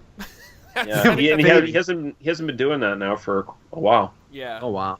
But that's like the one thing he had different than anybody else. I think because like Edge and Christian were talked about that a long time ago. Why they stopped having them do it was because they were getting beat up really bad on their way. Like just people slapping them on the arms and stuff. Like as like, hey, they were talking about how sometimes they get hit really hard, and it became more of a pain in the ass than it was worth. And so eventually they had to stop doing it. I imagine it might be the same thing with him. Plus security reasons have to be a nightmare taking care of him. Yeah. Yeah, walking through 100,000 people probably wasn't going to be fun. Oh, you mean 92,000? 92? What do you mean? It was like 92 or 93 or something like that. I think the actual numbers was somewhere between 93 and 97 is what they're saying. But it wasn't 100. It wasn't. They lied. Come on. Are you really surprised? They lied. Yeah. The Rock would not lie to me. Oh yeah, wait, we forgot to talk about the Rock segment. We did skip over that. We'll do that after the main event. We'll do it after the minute. We already started the main event. Okay, but so match-wise, I thought Triple H looked really good here. I still say I'm a huge fan of this Triple H. I would go as far to say that I think this is him in his prime in terms of the way that he works, like his philosophy on matches. His psychology is really fucking good, and all of his moves always look really, really crisp. The problem is his psychology, it worked if he was actually being booed, which he was not, so it didn't work. Mm-hmm. So, I mean, there's only so much you can do when you're trying your best to put on a really good match as a heel, and nobody fucking cares about that, and they all booed Roman the entire time. Until the end, and then they just fell asleep. He busted out fucking... He went after fucking the Superman punch. He busted out like a fucking Fujiwara armbar and then a fucking regular armbar. And yeah, he was looking great. I absolutely loved Triple H in this match, but at the same time, the match it told a story that nobody wanted to read. And it was apparent because everybody went from hating Reigns to complete and utter indifference, and they all just fell asleep, and that was it. Yeah. It just... Man... So frustrating that was probably one of, as far as I would say, it's probably one of Roman Reigns' weakest matches, pay-per-view matches I've seen in a while. I think it was one of the most disappointing WrestleMania main events. It wasn't the worst, but it was so forgettable. Yeah, I will agree with the forgettable. I'll agree with that. Like, I was always waiting for something crazy to happen. It wasn't. See, that's the thing. It wasn't really a bad match. It wasn't really bad. There should have been a blood feud ending, and they just did a traditional match. It was the same problem with Orton and Triple H back in the day. They built up this thing. Like, beforehand, they're even, like, bloodying each other and putting each other out, and then they have the match, and it's just a traditional match. It doesn't make any sense. Mm-hmm. Like, psychology-wise, they should have gotten in there, and they should have been ripping each other apart. Like, it should have just been brutal, but instead it was just a by-the-book singles contest, and that's not what anybody wanted out of this. They wanted both guys to kill each other, and I think if they had done that, if they had done just the most brutal brawl you could possibly imagine, I think that they actually had a chance of getting Roman over with this crowd because of the fact that they would just start respecting both guys for killing one another, but they went the route of, Roman is your typical face, everybody loves Roman, turn down the mics above the ring, which is what they fucking did, and they're staying the course. Yeah. So they're never turning Roman heel anytime soon. It'll be a solid year of the Roman Reigns show as a face. I was just so frustrated with like the end of the match. Like, I can't remember a WrestleMania that ended that quick after the match. Like, he got the belt, went up to the top rope, and then it just played like the music video, and it ended. There was no like huge celebrations, no cheering, no like. Well, obviously no cheering, but it ended so quick. After the match, it was like, all right, and we're done, and bye. Yep. Well, there's nothing to it. If they didn't go 15 minutes too long on the fucking Hell in the Cell match, they probably could have. It's worth it because I wasn't. I feel like even if you gave them another 30 minutes out there for this match, they were telling the wrong story. So no matter what, I didn't want the match longer. I was just saying that they probably could have had a little extra. Shorter. Yeah. Yeah, I mean, or spend more time with the ending, like the celebration. There was, but then they were probably. Go ahead. I'm sorry. No, go ahead. I was just gonna say they were probably afraid that they were just gonna have this like 5 minutes of him celebrating with just tons of fucking booze. Yeah. There was one spot I really liked in the match that I thought actually it brought me into the match for like a minute or two. When Reigns speared Triple H and he sold it like his arm got dislocated. It really did look like he dislocated his arm. I've done that before myself, and that's exactly what you do. You hold on to your hand kind of like that, and I was like, wow, I think he might be hurt. And I'm like, what are they going to do to get around this? If anything, this might make the match better because Triple H is so good, he could probably work with the guy with one arm. But then Triple H immediately started applying arm bars and arm holds, and I'm like, yeah, he's fine. And that was it. It took me out of the match immediately. So that I don't know. I don't think that there's very many things they could have done to make this match better besides it being a huge brawl, maybe having some run-ins, or Roman being the heel and Triple H being the face. But the way this was set up, it was designed to fail. I was gonna say, like, I don't think there really was any save in the actual match. Like, I don't think there was much they could have done. Period. Because we already knew how it was gonna, like, the outcome and how it was just. We knew he was walking away with the title. Yeah, the fact that it was Meltzer said that it was like 4 or 5 weeks ago when Reigns got a really, really bad reaction on Raw. He was saying that Vince was going around like he was having big temper tantrums because he doesn't understand why people don't like Reigns. And it's like, yeah, I completely believe that. And usually that's like smart bait, but I completely believe that Vince has fucking no clue why people don't get behind Reigns. he doesn't get it. You fans are a bunch of idiots. Yeah, right. And they chant, "We are idiots." I mean, he did that in Raw the next night. He was like, "You fans, you crowd is crazy." Yeah, he doesn't understand it at all. And one other thing we forgot to mention that apparently, like, Meltzer again came out and said that Taker was telling people he's done. Like that was his last match. Yeah, he always says that. I don't believe it for a second. He's never said that Taker said that. He said that he's heard from other sources that. Well, then why wouldn't he have lost then? Because it's Shane.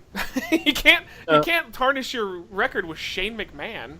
You're gonna end with Shane I think as he your might final still come match back for another WrestleMania match to put over somebody properly, but I could see that just Cena? being the end too. I could see that being the goodbye. I don't buy for a second. It was Texas. I don't know. It was Texas, and that was always his goal. So I could see that being the case.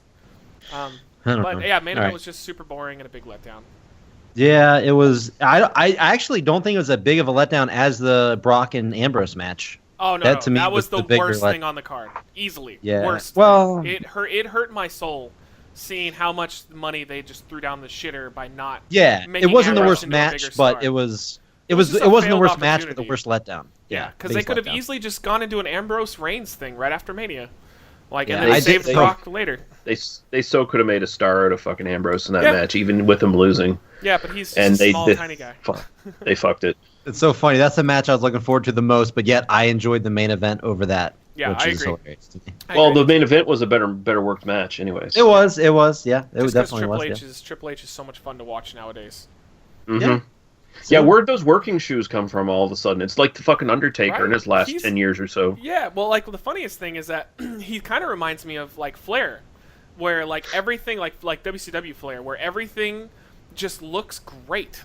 Like, well, it might be because he's always been good. It's always been good, but it's just you haven't seen him in so long that you forget how good he is. No, I don't think so, because I was a huge fan of Triple H back in the day, and me too. He's my all-time favorite. It just looks like maybe he stopped caring so much about like popping the crowd, and he's more focused now on making everything just look perfect. Like, he just doesn't hit a move that looks bad anymore. Everything looks so fucking good, and that's why he should have been the fucking face going into this.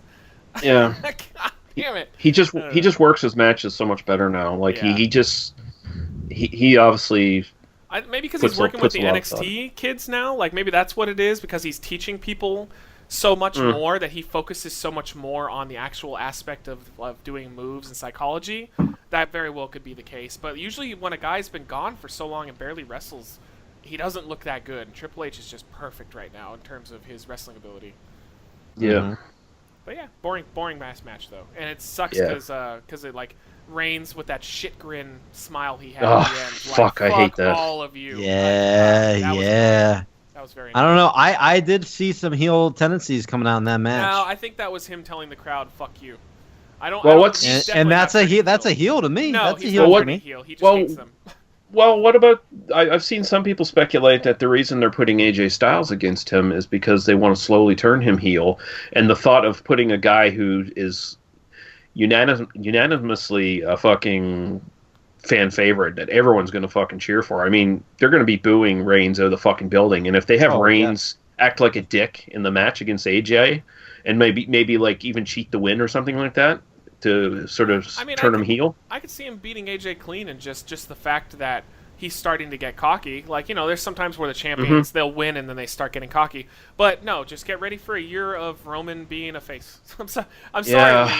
No matter what, we always come up with these awesome things. Like right now, they could do the Roman Empire with the Usos, him and Joe, and just start this fucking dominant heel faction and lead up to Lesnar being the... Oh God, can you imagine?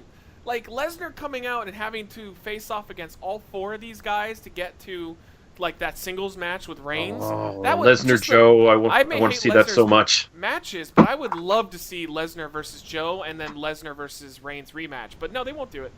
Not like that. And then versus the Usos. Fuck yeah. I would love to see them crush the Usos. Yeah, crush Lesnar. Although the biggest problem is fucking Joe's theme song would be more over than fucking Reigns' right now. But yeah, no, they won't do it. We're going to get Roman Reigns as a babyface for like the next 6 months to a year. So there's nothing you can do. I wouldn't bet too much on that, but I would because they haven't shown any other reason why. And through the last year, like he acted like a heel with Triple H. He was doing some very heelish things, and people were like, "Ooh, this is a sign." And I went, "No, it's not," and I was right. So this is just how they book babyfaces now. They're dicks. Cena was a fucking heel, like a huge dickhead when it come to like helping his friends and stuff. He would never come out and help anyone, ever. Yeah. Sorry, Zack Ryder. I'm not going to help you. I'm going to bang your girlfriend. Yeah, fuck you. I'm just going to kiss your girlfriend. Like, yeah, he treated his friends like shit. That's true. That's just WWE logic. The Rock segment. So, that's one thing we forgot. Yeah, let's go. Yeah, let's go to The Rock. Let's end it on The Rock. The high note where they set a new record, 101. No, they didn't. 101,000. Now, tell me what do you mean by they didn't? So what's up? They lied. They wanted to break the attendance record for a stadium, so they lied. Sure. That's what they always do. I mean, they always inflate. Just like WrestleMania 3, where they said 93,000 or whatever. They lied about that number too. Yeah, they had like 80 something. Yeah. They always lie. It's not like I'm surprised that you're shocked about this, Bob. This is something they've always done and they always will. Okay, but how do you know they lied? Because they have the official attendance records that you can look up at the stadium. So like Meltzer just goes and just puts in a request, and they say how many people were actually there. Yep. Meltzer did the same thing for WrestleMania 3. Yeah. He's the guy who broke on the Observer that actually they lied about this shit, guys. Yeah. But like they're not the only ones. The NFL does it, basketball does it, baseball does it. They all of them do because they all want the bragging rights that they have the most, so they just lie. It's not really shocking. It's good for attracting advertisers and stuff. It's good for the stadiums too because it makes the stadium look like, oh well, I can have this many more people. Yeah. Well, you know what? Now I don't trust The Rock anymore. Yeah, no, he lied. Well, fuck. I mean, you know what? Even though they lie about it, they still did fucking phenomenal business, and that's one of the biggest problems is that they're doing such great business that creative is like just an afterthought. They don't give a fuck about storylines and stuff because that's not what's making them money. Yeah, well, at least not right now. They're having problems with the American audience keeping the network though. They're losing a lot of subscribers at the moment. Apparently, like their foreign business is going really well, but here at home, they're having a problem keeping people, and it's like, well, no shit. Yeah, they had what was it? It was they were saying like 1.8 million or something total network subscribers using the network for the pay-per-view. 300,000 of them were just the freebies. Try it free for a month or whatever. Yeah. So you got to wait and see if they drop off after the month or whatever. But yeah, but they were just dropping a lot of people over the course of the last couple months, and like apparently they don't know why. Which it's less than what they were projecting. I think they were projecting that they were hoping they were going to have 1.5 million paid subscribers by WrestleMania, and they fell under that by about 1 million. So well, they only need 1 million in order to break even. So anything above that is a profit. So I mean, they're still doing well, and that's probably why they.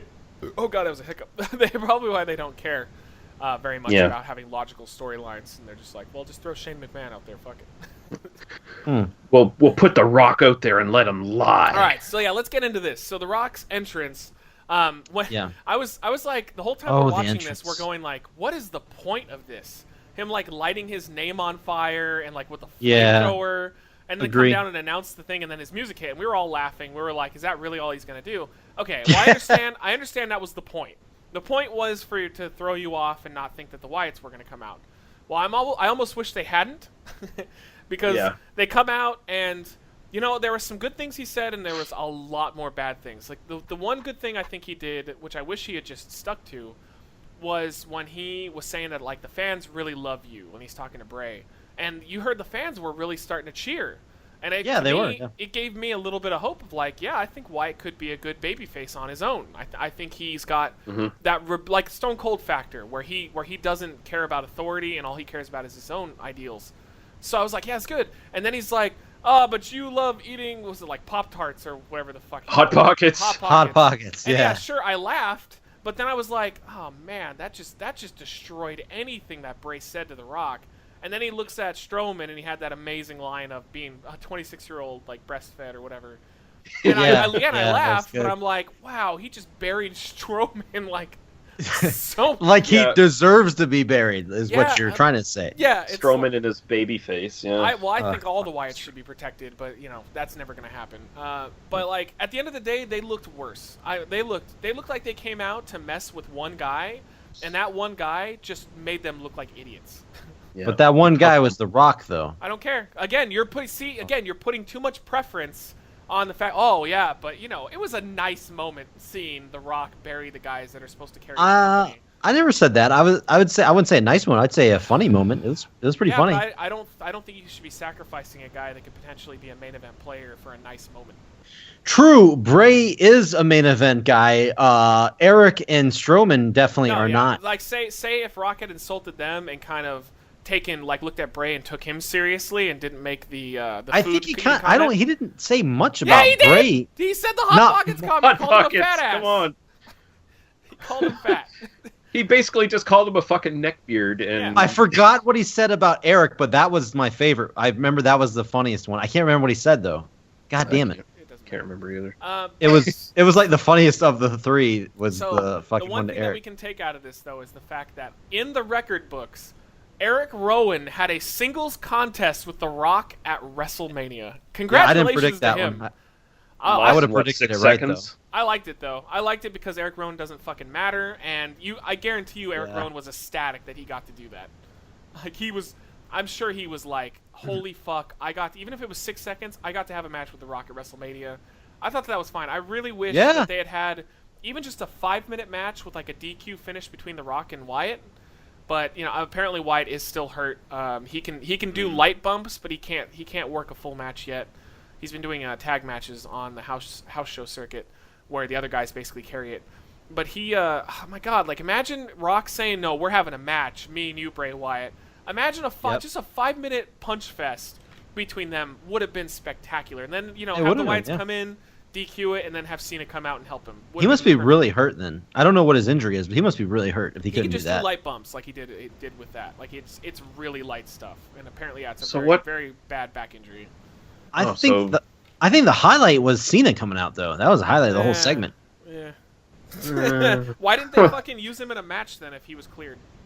I don't think wasn't cleared. I don't think he's cleared. No, I think he was just he was doing some pretty strenuous stuff though. I mean, like he looked like he was doing. I don't think he'd do a match though. So I still say they should have just bundled Cena, Rock, like Mick Foley, HBK, and Austin in some other segment. Then that would have been a big fucking. What the hell are you gonna do with those? I just think that the Wyatts came out looking worse, and that's again. I don't want the potential like future of the company getting drowned out for a nice moment. I don't agree with that. I probably would have had. No, you're good. If the Wyatts had actually like beaten the fuck out of The Rock and then you used Foley, Austin, and HBK to come down and make the save, and just run them off, not beat them up. That would have worked. I would have even been fine with them beating him up because they would have had a disadvantage in numbers. That would make sense. Damn. But I just, or even like give the Wyatts a chance to just beat up Rock for like 2 minutes. Like I don't nothing serious, just some punches. You know, Bray starts to go for his finisher, and then you have Cena come out.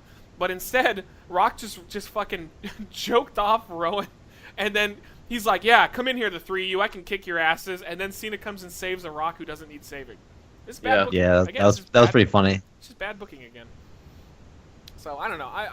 What I took from this was it was amazing seeing Eric Rowan versus The Rock at WrestleMania. Other than that, though, I hated this entire thing. Yeah, when The Rock pulled his pants off and he had his trunks on, that was awesome. I was like, oh fuck. And then he beats him in 6 seconds. Oh well, the fact that Rowan is, everybody's like, you can see they're like, oh, it's gonna be Bray versus The Rock, and then Rowan steps in there like, God damn it. Yeah, it was kind of a good thing that Luke wasn't there because he would have been. He would look. Yeah, he would. Yeah, he would have looked bad, and I really like Luke. So well, good. I think that it was still. I would guarantee you that Rowan was probably like when they told him, he was probably like, "Fuck yeah, let's do this." Like that. Of course, I would have done that. WrestleMania. I would have loved to have jobbed to The Rock at WrestleMania. That would. Yeah, I think that's his career moment. That will go down as his career highlight. That's his career highlight for sure. But I think that they're definitely going to use. I think The Rock's definitely wrestling next year. If they're in Florida. It's in Florida, so yeah. There's so many people saying that, oh, well, his insurance won't cover it in movies and stuff. I call bullshit on that. I think he's definitely going to headline WrestleMania next year. That'd be cool. Yeah. I want to see him and Reigns. I think him and Reigns would be a lot of fun. Once in a lifetime. Once in a lifetime. Yeah, and then they do the rematch next year. Yeah. Yeah. Funny, but yeah. So, WrestleMania. Any other thoughts? Did you guys have like what'd you like overall? Good, bad, shitty? I thought whatever? it was below average Mania, but I thought it had fun moments. I was originally thumbs in the middle, and then after Raw this past week, I'm like, I downgraded it even more to thumbs down. Yeah. I felt like last year's was a lot stronger, and 30 obviously was even stronger than that. So I think the booking is what killed it. I think that they had potential to do a really awesome WrestleMania, and they booked it into hell. It's weird choices all around, just really weird stuff. Yeah, I don't know. I had a friend. I had a friend on Facebook that actually posted, "Oh, this is the greatest WrestleMania I've ever seen. This is the best WrestleMania ever." I'm like, "What?" Unfriend. I think casual fans really liked it a lot. But people who have been fans for years really didn't care for it very much. Yeah, and NXT basically took all the wind out of it too. The takeover special was just so fucking good. Great. Oh, it was so good. Oh yeah, it was damn near perfect, except for the first two matches being kind of. That was my first like full like one of the first full NXT shows I watched, and it was so good. Fantastic. So Best one thing takeover. I wanted to talk about with Raw after Mania was why did Apollo Crews get a call up of all people? Oh my god! Because they called up like 10. I think I'm not kidding. I think he got called up because they're all about the diversification and whatnot. So like, I think he's black, and they're like, all right, well, there you go. Even though you've barely been on NXT for very long compared to a lot of other guys that are getting called up. He literally was at a CZW show like not long ago. Yeah, he's only been at NXT for like 6 months, and he's only been on TV for like 4. He hasn't been around that long, and like he's black, so call him up. He's the new Bobby Lashley, I guess. They gotta have somebody beat. They gotta have somebody beat Miz. Tyler Breeze. Oh, it's true. Yeah, I could see that being the case. I just don't like Apollo Creed. I liked him, or Apollo Creed, Apollo Crews. I hate Apollo Creed. Yeah, I didn't like him in TNA either. But I liked him on the indie scene a lot. I thought he was really fun, but his NXT version, he reminds me of a black John Cena that's smaller. Because he just does the same moves over and over again, and he has no character depth. He just smiles all the time. Like, even when somebody beats him or he's upset, he just smiles. And I don't know, he's one of my least favorite people on NXT, so I guess I'm glad they got rid of him from NXT, because I can enjoy NXT more, but he seems like a really random person to call up. And poor Tyler Breeze. Tyler Breeze continues to just... Oh, he's nothing. He's literally a jobber for... So much potential. God, he's got a character. I feel like if they gave him a chance, fans would actually at least enjoy him. But man, yeah, he's a nobody now. Absolute nobody. Yeah. It blows. But the thing that I really liked about Raw was they had the Dudley Boys beat the Usos in a table match. Did that make any sense to anybody at all? No, it made no Anybody sense. at all? It made no sense. Anybody? It makes sense from a standpoint that the Dudleys are more proficient in table matches, sure. But again, why did the Usos beat them at Mania? Because even Steven booking. Because why not Usos, have a table match at Mania? No, because like for real. No, even Steven, buddy. Like, the Usos can't lose both matches. They have to lose one, and then the Dudleys will win one, and then they both look good. Well, shit, have Dudleys lose on Raw. Have them win at WrestleMania in a tables match instead of having the tables match on Raw. No, because the Usos are more important to WWE than and having a super forgettable regular single tag match. The Dudleys are just there for Enzo and Cass to get a win. That's it. But knowing how WWE books, Enzo and Cass will lose the first match, and then they'll win the next match, because then everybody looks good. Unless you're Dean Ambrose or Bray Wyatt, then you fucking lose everything. Yeah. Yeah. No, you can't look good. Why? Or Ziggler. Well, no, fuck poor Ziggler. Ziggler is just a job guy. Yeah, he couldn't even beat Corbin. No, he's a really good job guy, but he's a job guy. Although they essentially gave him way too much in the Corbin match, though. Corbin should have just went over clean in that. Yeah, I didn't even see that one, but I know it was double DQ. Oh, okay. Or double count out. Yeah, they should have just had him. They're probably gonna have him feud, but they should have just had Corbin win at that point. Like, really, his first match on Raw should be him looking really strong.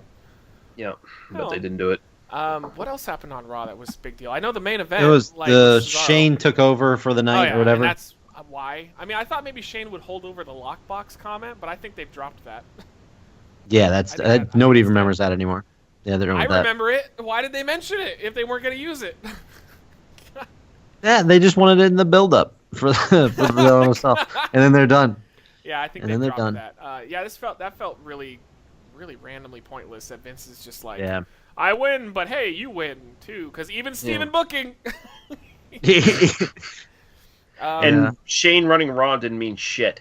No, really. You barely saw him, and it was just another Raw. Yeah, I was glad the main event was really good though. Like, that was a lot of fun. Oh, of course. How can you have? Yeah, of course. I like the swerve, putting Cesaro in there, because Sammy being taken out by Kevin means that they're still going to have a program, which I'm really excited for, to actually have a match. But yes, everybody looked good. And the AJ winning was unexpectedly great, but also just made me groan because of his loss at Mania. Yeah. He was the only one that was logically going to win, though. I mean, if you think about it. Yeah, they're not going to have Cesaro come back and win. They're not going to have Owens win. Yeah. And Jericho, I mean... They could have done Jericho, though. I could have seen I guess they could have done, but who really... I mean, Jericho versus Reigns, that wouldn't have went over very well either. Well, but you don't... Reigns is the babyface, though, so... True. He's the babyface. I'm hoping that Owens gets a push up to the main event. I'm hoping that them taking the IC title off of him was so that they could get his feud with Sammy done with without him losing the IC title, and then call him up and have him start pushing towards the main event. It feels like they've been protecting him like it, so I wouldn't be surprised, but I'm just hoping they don't fuck him up, because he's still my favorite part of Raw overall. Yeah. Absolutely. And I just to do since I was looking at the SmackDown stuff, Apollo Crews did defeat Curtis Axel. Oh wow, big whoop. Climbing the ladder. Yeah. Also, this is the thing that I was talking about Kalisto jobbing out now. He's the United States champion. Yeah, who do you lose and he teamed up with Sin Cara. They teamed up again, Lucha Dragons. They lost to the debut of the... I know I'm not an NXT fan, so I might be butchering this name. Vaudevillains. Vaudevillains, whatever the Simon fuck. Gotch and I can't remember yes. the other one. They defeated the Lucha Dragons. Aiden English, right? Yes. Yeah, I have their T-shirt. I love them. They defeated the Lucha Dragons, meaning the United States champion. I think that's not bad, because it's a debut. One of the only reasons that I'm okay with the U.S. champion though. I'm okay with a champion losing when it's a debut, like when it's a special occasion. What I hate is when they have a champion that just loses every week for no reason in singles matches to build up title matches. True. Like, this guy beats him, and then all of a sudden he gets a title match. No, I fucking hate that. But if it's go ahead. Every match, in my opinion, every match for a champion should be a title defense. If a singles title, if you're U.S. champ, every match you have should be a defense of your title. Yeah, tag team champs, every match should be defense of your tag teams. But if these two are not tag team champs, so the loss doesn't hurt them, and it doesn't hurt the U.S. champ, so that's fine. And it was just a special thing. Like it was a debut moment. If this say like they have a rematch and they beat him again, then I would start to go, I don't know about that. But it's a debut. It's a special thing. They got to push the new guys to make them look important on SmackDown. So that's fine. One thing I wanted to say too is that they're rumoring. I don't know why they're rumoring this, but it's being pretty heavily rumored that they're talking about doing the brand split again, which I think is a disaster of an idea. Yeah, it definitely can be pulled off, right? But it's just a matter of they can I don't barely know if hold they can one handle brand it. together. They can't do two brands unless they turn it to Cruiserweight show. Yeah, unless they turn into NXT unless they turn. That's what I was gonna say. If they gave like SmackDown to the current NXT producers, I am all in. Give me a show that is run by the same people that do NXT to oppose Raw, and I will stop fucking watching Raw, and I will only watch SmackDown because that would be awesome. I love NXT's booking. I love their presentation. Like, don't just give me two different brands run by the same company. Give me two brands run by different teams. And then I think it could be interesting. True. That's the only way it'll work. That's the only way competition. But competition is what wins out. They don't have enough people on the roster though for this. Unless they start hiring, more people like they're doing for that Cruiserweight show, then I guess it could work. But like, they don't have the balls to stick to it for long. Just like their first one, it collapsed because they started getting itchy feet and they started throwing everybody on all the shows, and it lost any point, and they'll do it again. Yeah, well, the if you ever listen to podcasts with any like former WWE writers, they'll tell you that they were pushing for the light heavyweight guys to have spots on the shows, and every time they pitched it to Vince would be like, no, He wants to get that little guy off my show. Yeah, damn it. Yeah, I agree. All right. Well, do we want to? Is there anything else we wanted to cover before we go to fan questions? Real quick though. The main event looks awesome on SmackDown. Obviously, I didn't watch it, but AJ Styles and Cesaro teamed up against Jericho and Owens, and apparently Sami Zayn came in and distracted Owens, which led to them AJ and Cesaro winning. And I was looking on Twitter. There's a bunch of pictures of Kevin Owens freaking out and being pulled to the back, screaming "I hate you." Isn't it amazing cool. how like I buy them fucking hating each other, and yet I know in real life they're best friends. Like, oh my god! Like when they look at each other, especially Owens, when they look at each other, Owens looks like he just wants to fucking kill Sami Zayn, and I buy it every goddamn time, and it always gets me into their matches. Like, why can't they teach this psychology to other people in their company? Because it's so good. Yep. Yeah, man. So so it looks like they're finally gonna hopefully get a fucking one-on-one match. Yeah, at the pay-per-view. That sounds good. Great. What's the next pay-per-view coming up? Is it? It's the one where they do all the Extreme Rules, is it right? Payback or Payback? Yeah. That was Payback. Okay. They used to be Extreme they changed Rules. it. Okay. Yeah, all they changed it back. That makes sense too, because Payback between them. All right. So fan questions. Yeah, let's do it. Okay, we're gonna start with the Twitter ones real quick, and if one has already been answered, I will just shout out your name because thanks for leaving it, but we already answered it. Let's see. Okay, this is a good one. Ricardo Rodriguez asks, what chances are AJ Styles of winning the WWE title? None. Yeah, nil. Oh, God. None. That would be a fucking shock though if they did that, but no, just none whatsoever. But I think it'll be a really fun match though. Mm-hmm. I hate to backtrack 2 seconds, but Extreme Rules is the next pay-per-view. It is Extreme Rules now. Okay. Yeah. Yep. 4/26. Yeah. Yep. April 26th. Yeah. Oh, Before somebody watches and like, hey, wait a minute, no, you're wrong. Yeah, it's Extreme Rules. But no chance. Unfortunately, no chance. No. And then Mr. Tallness asked, why are they shit when it comes to booking? I think that the reason why it's getting worse and worse is because they're getting bigger and bigger. So they're getting more corporate, and I would say, like, every time that you see a smaller company, things do really well, but then the bigger you get, the bigger of an audience you have to please, the more people you hire to run the company, and the harder it is to find a direction and stick with it. And also, Vince McMahon is fucking insane and should no longer be running that company. He's a 70-year-old man, and I'm sorry, no 70-year-old man knows what people want in today's society. He has no idea. He's just booking like he did 10 years ago, but it doesn't work that way anymore. I guess, but I don't know. The fact that I don't want to throw in the whole PG thing, but man, that does hold back so much. I don't think that has. That does. It does hold back. I don't think it has anything to do with it. I 100% think it holds back so much of like creative what, stuff. Though? I mean, all you're holding back is people cursing for example, no reason and blood. So what? Not cursing. Yeah, they can't. Well, they can't blood drop is a shits. huge. You don't understand how big blood is a huge factor in a match. I don't think so though. I think it is. I think it's. See, here's the thing. It with is. Blood. Here's the thing with blood though. When blood was allowed, they were bleeding all the time, and it completely desensitized me to it. I didn't care about it. I think that blood should be allowed in the rare occurrence on like a really big match, and that's it. Yep. So I think that it shouldn't be on Raw. No, it shouldn't be on Raw. Shouldn't be on SmackDown. That kind of stuff. It used to be on Raw. It used to be on SmackDown. It was all over. They overdid it, and once they basically put an end to it, like when you see Lesnar bleeding or Joe bleeding, it becomes this like really special thing that turns a match up to the nth degree. Like one example would be the hardcore division. When they had the hardcore title, I was becoming desensitized to hardcore matches. But then there was that period where they got rid of the hardcore title. I was all mad about it. But in hindsight, it made hardcore matches a lot more special until they just started doing them all the time again. But you would have like a main event where it was a hardcore match, and you'd be like, "Wow, this is fucking awesome again." So I mean, I think blood should be allowed to a degree, but they just they don't allow it at all. But that's a sponsorship issue. They would lose their toy sponsorships and stuff like that, which you can't really blame them for that. I don't know. I stand behind the blood thing, but also it's the fact that there's a shit ton of producers for each show. Yeah, but that doesn't have anything to do with it being PG, though. With the booking?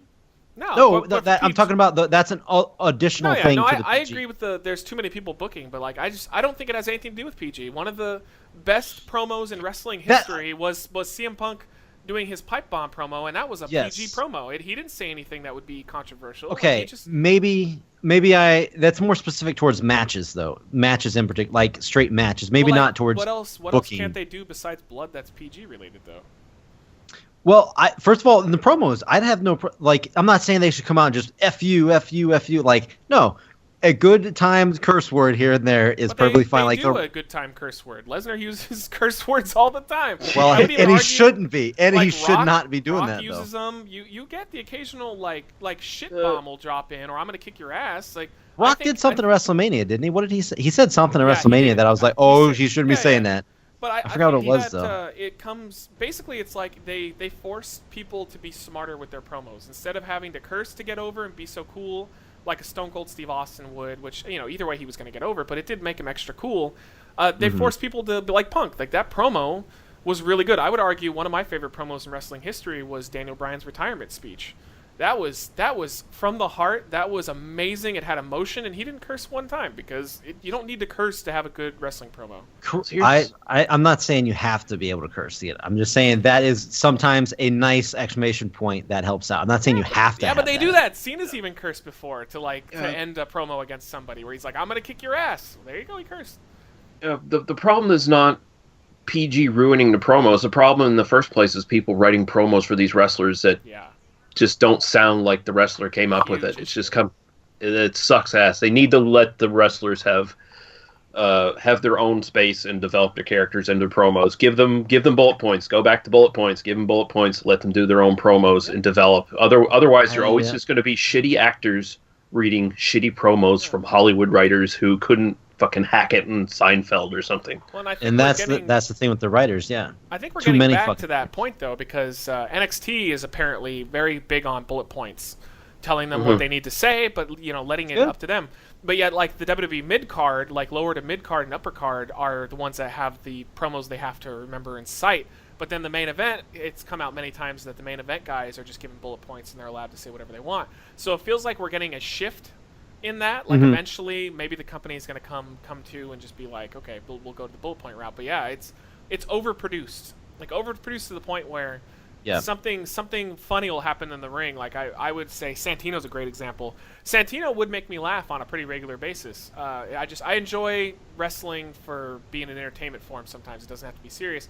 Santino would do something funny, and I'd be like, that's pretty good. And Cole would, yeah. Like they would pan to him, and he'd be like crying, wiping the tears. I'm like, dude, it was funny, but it's not that. Like you made that instantly not funny. That's my god, it's the worst. The announcers are another thing that definitely needs to be changed. You're low all of a sudden. I think you went away from your mic when you were screaming. No, I was right here. No, you know what it was? Is I bet there you, it goes. There it goes. My settings probably because I was so loud, it lowered me down Oh. and it brought me back up again. Maybe It was there you go. Skype did an update, so I'm assuming that Skype Maybe. settings probably defaulted, and that's probably what's causing all the problems. Sorry, everybody. I can hear me just fine though, so I'm awesome. No, yeah, you're fine. You're fine. I can hear myself. But no, I don't know. I still feel it does limit a lot of the different things, a lot of different angles they could be pursuing and stuff. I don't have any off I top. don't want to watch Triple H fuck a corpse. I'm good with that. Sorry, yeah. Yeah, I'm good. I'm just really saying don't think it's a that's problem. that's something that you remember and you will always remember. Not I'm in a just good way saying. though. It was fucking. Not It in a- was yeah. horrible. It was horrible. It's something you will always remember. I don't care. I I'm just saying. don't think memorability makes something good. Yeah, Bomber, it's not putting a smile on my face. Let's put it that way. goddamn. I don't know. I'm smiling right now thinking No, about it. It's no, funny. God. He said Kane raped a chick and then killed her, and he was the babyface in the. I'm still smiling. No, I'm I still disagree. smiling. I think PG maybe when they first started, but I think that PG, if anything, could be a great help to a wrestling company because like Ring of Honor is fairly PG. I mean, they apparently sometimes they'll break out and do things that are a little outside the box. But the key is when they do that, it makes it important again. Like not everything is just CZW where we all just like slit our wrists and die. Hey now. I Hey. had to do it. Calm it down a little bit I had there. to do it. But, All right, ready for the next question? Sure. Okay, this one is from Grundy Spundy, which sounds like a DC comic having an orgasm. The super kick from a fan favorite finisher to everyone using it and kicking out at two. Like, how do we feel about the Young Bucks rule? I wonder if that's who was tweeting me. Like somebody was tweeting me about that during the show. Yeah, because there was like a million super kicks. Ziggler was hitting everybody with the super kick. Owens does it. The Usos do it.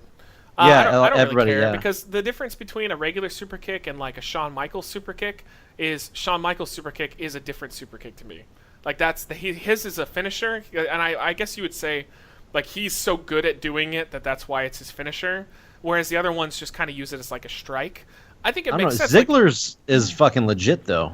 Well, no, I don't mean like in terms of how good. I mean I'm saying that like if somebody else hits a stunner. It wouldn't pin somebody. It would just be like a fun move. But because Austin hits it, it's his move, so he's the best at it. So he's the one. He's the reason why you would lay down for a 3 count. Like I don't see those other people's super kicks. They're not on the same level as Michael's just because of his character. And I think it makes sense. In wrestling, I think there needs to be more striking, like more kicks, more punches. I think they should rely less on like moves and whatnot. Like Nakamura and Zayn. Their match was so good, and they only did like maybe 5 or 6 actual moves. The entire match was just strikes, and it was amazing because of it. It made the moves much more special when they hit them. So I'm fine with it. I bring on the super kicks. I don't give a fuck. I think the Bucks, they're obnoxious when they do it. But that's the whole point, and I love the fact that they do it. They have their super kick parties. Yeah, I mean, wait. You hate him? I hate the Young Bucks. Yeah, there's people because he's a Cornette guy. He's a Cornette guy. He likes traditional wrestling, so I expect he wouldn't like the Bucks. Well, what the fuck? I enjoy Cornette too. I enjoy Cornette. No, but it's that style of wrestling because there's the guys that it's spot wrestling versus psychology wrestling, and the Bucks are spot fest. They have no psychology whatsoever. But True. That's what I don't like about them. Yeah, and I understand it. I can see your point, but I just they're too entertaining for me to ever hate them. I wouldn't go out of my way to watch them, but I mean I don't. Well, you hate don't them. watch like PWG, so like I've seen them live. I mean they've been in CZW before. I mean I've seen them. CZW they just do their least they have to do because it's CZW. They don't care. Wow, dude. Fucking. I've also seen them in TNA. So. Oh well, don't judge anything they do based off of TNA. Come on. Yeah. Go look at their New Japan stuff. The New Japan stuff's great. Yeah, because they're carried by better workers. Oh, there it is. I don't know. That's fine. They're just spot fest monkeys, but eventually they're going to get in WWE. It's a matter of time, especially if they do this Bullet Club, Balor Club thing that they're rumoring right now. I guarantee they're going to get signed once their commitments all kind of dry up and they move on. Okay, next question from Louis Ortega. Babyface versus heel on Reigns. I would turn him heel. He would have been turned heel 6 months ago if it was up to me. Oh, of course. Yeah. He needs to be. And I mean, I don't know. I think he's going a soft heel turn. I don't. I know don't. you disagree. I think they're just I know you're trying saying to he's give going to be a him- face that just does heel things. They're like, trying to give him like an edge to try and get people to like him instead of turning him heel. I don't see this as a heel turn at all. I hope it is. I hope I'm wrong because I think there is a awesome potential for this. But I would even argue that they're doing AJ in the main event so that they can debut the Balor Club with AJ and have them like beat down Reigns, and then Reigns has this heel faction to work against. Because they've been taking a lot of pictures of Carl Anderson and Festus. He'll always be Festus to me. And, nice. And so like that to me that makes sense. Like have AJ lose, but then have the Bullet Club interfere, and like there you go. You've got Reigns. Reigns has this new faction to overcome against. So I'm calling it now. I'm pretty sure that's probably what's going to happen because they've really been on social media. They've been pushing the Bullet Club members in like all forms of social media. So yeah, get ready for that, guys. That'll be fun. It'd be fun, but again, it should. Well, imagine like the Bullet Club versus the Roman Empire. Oh, that'd be so good. Just turn him heel, please. Survivor Series match. Oh wait, they don't do this anymore. Never mind. Yeah. No, they don't. Yeah, forgot. Yeah, we don't do those anymore. Okay. What? Oh, we already covered that. Jeremy Barber asked like their flip-flopping booking. But thank you for the question. Let's see. And we kind of already talked about this too, about Reigns, if he'll ever turn. So thank you to Steve. And let's see.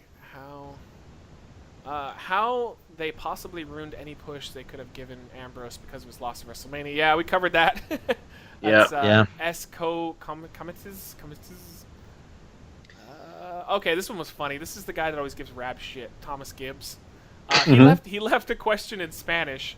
Nice. Thankfully, Rab there's a translation button, and okay. how big is Kalisto's penis?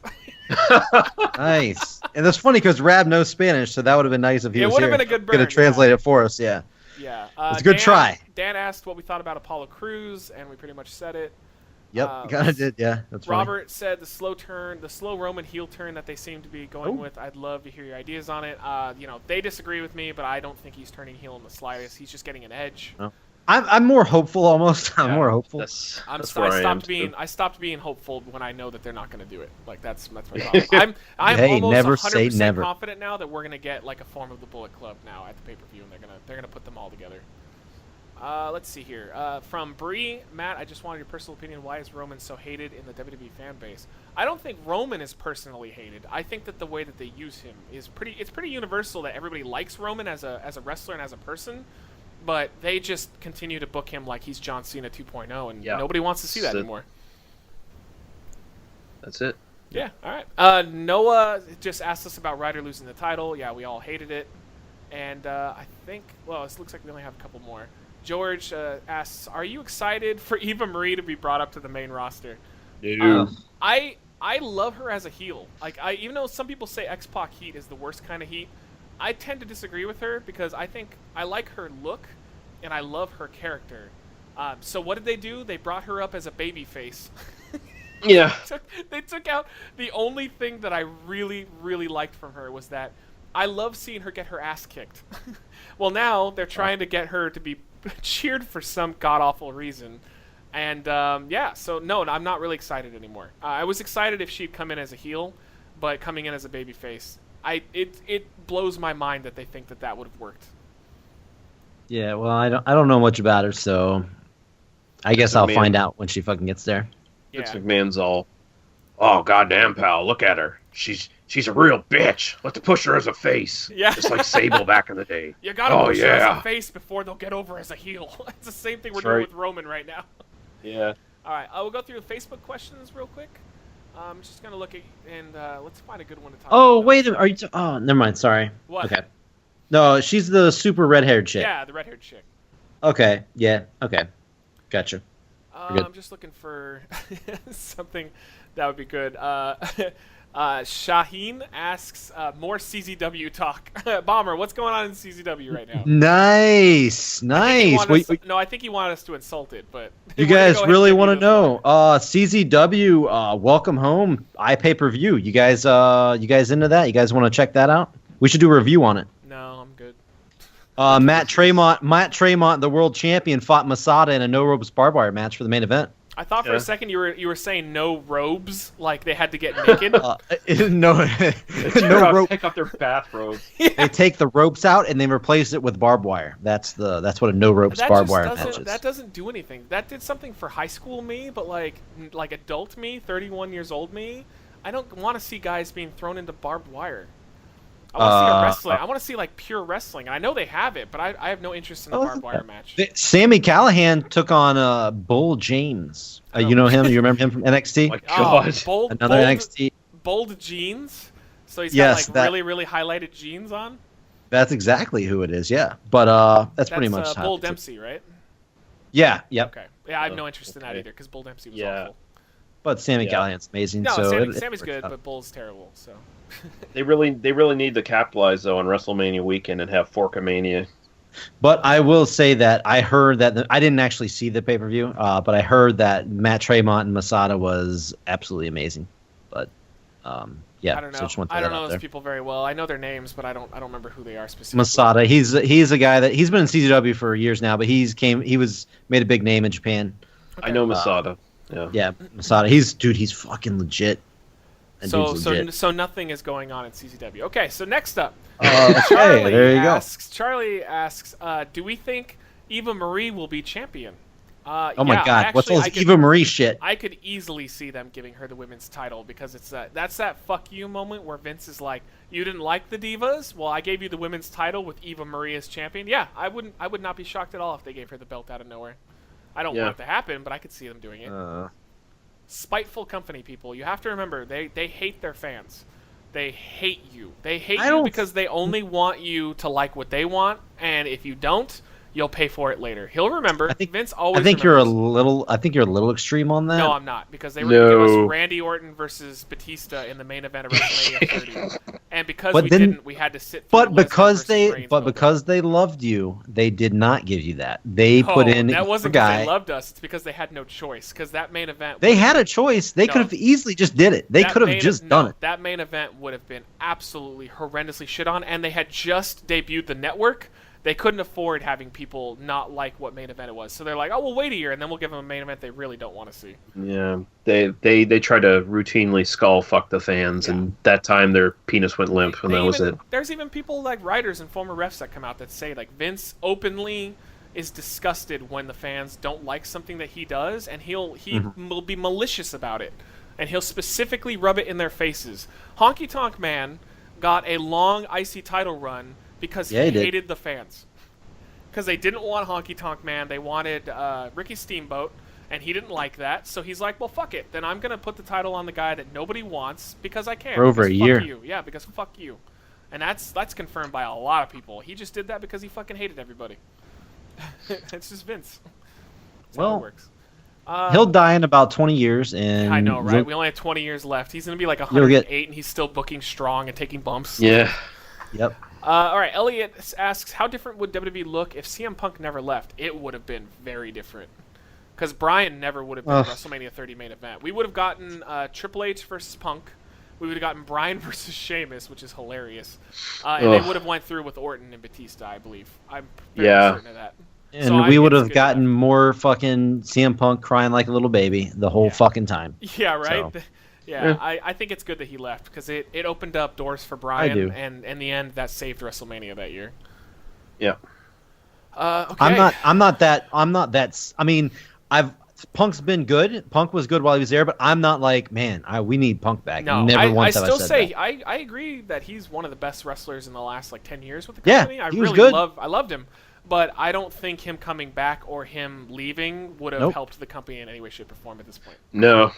If he comes back, will I be excited? Sure. Yeah, but am I going to be like, does he need to come back? No. I would be fine if he never came back. No, yeah. I want him to be personally happy, and I want him to get destroyed in UFC so that he can it can put a little bit of perspective into him.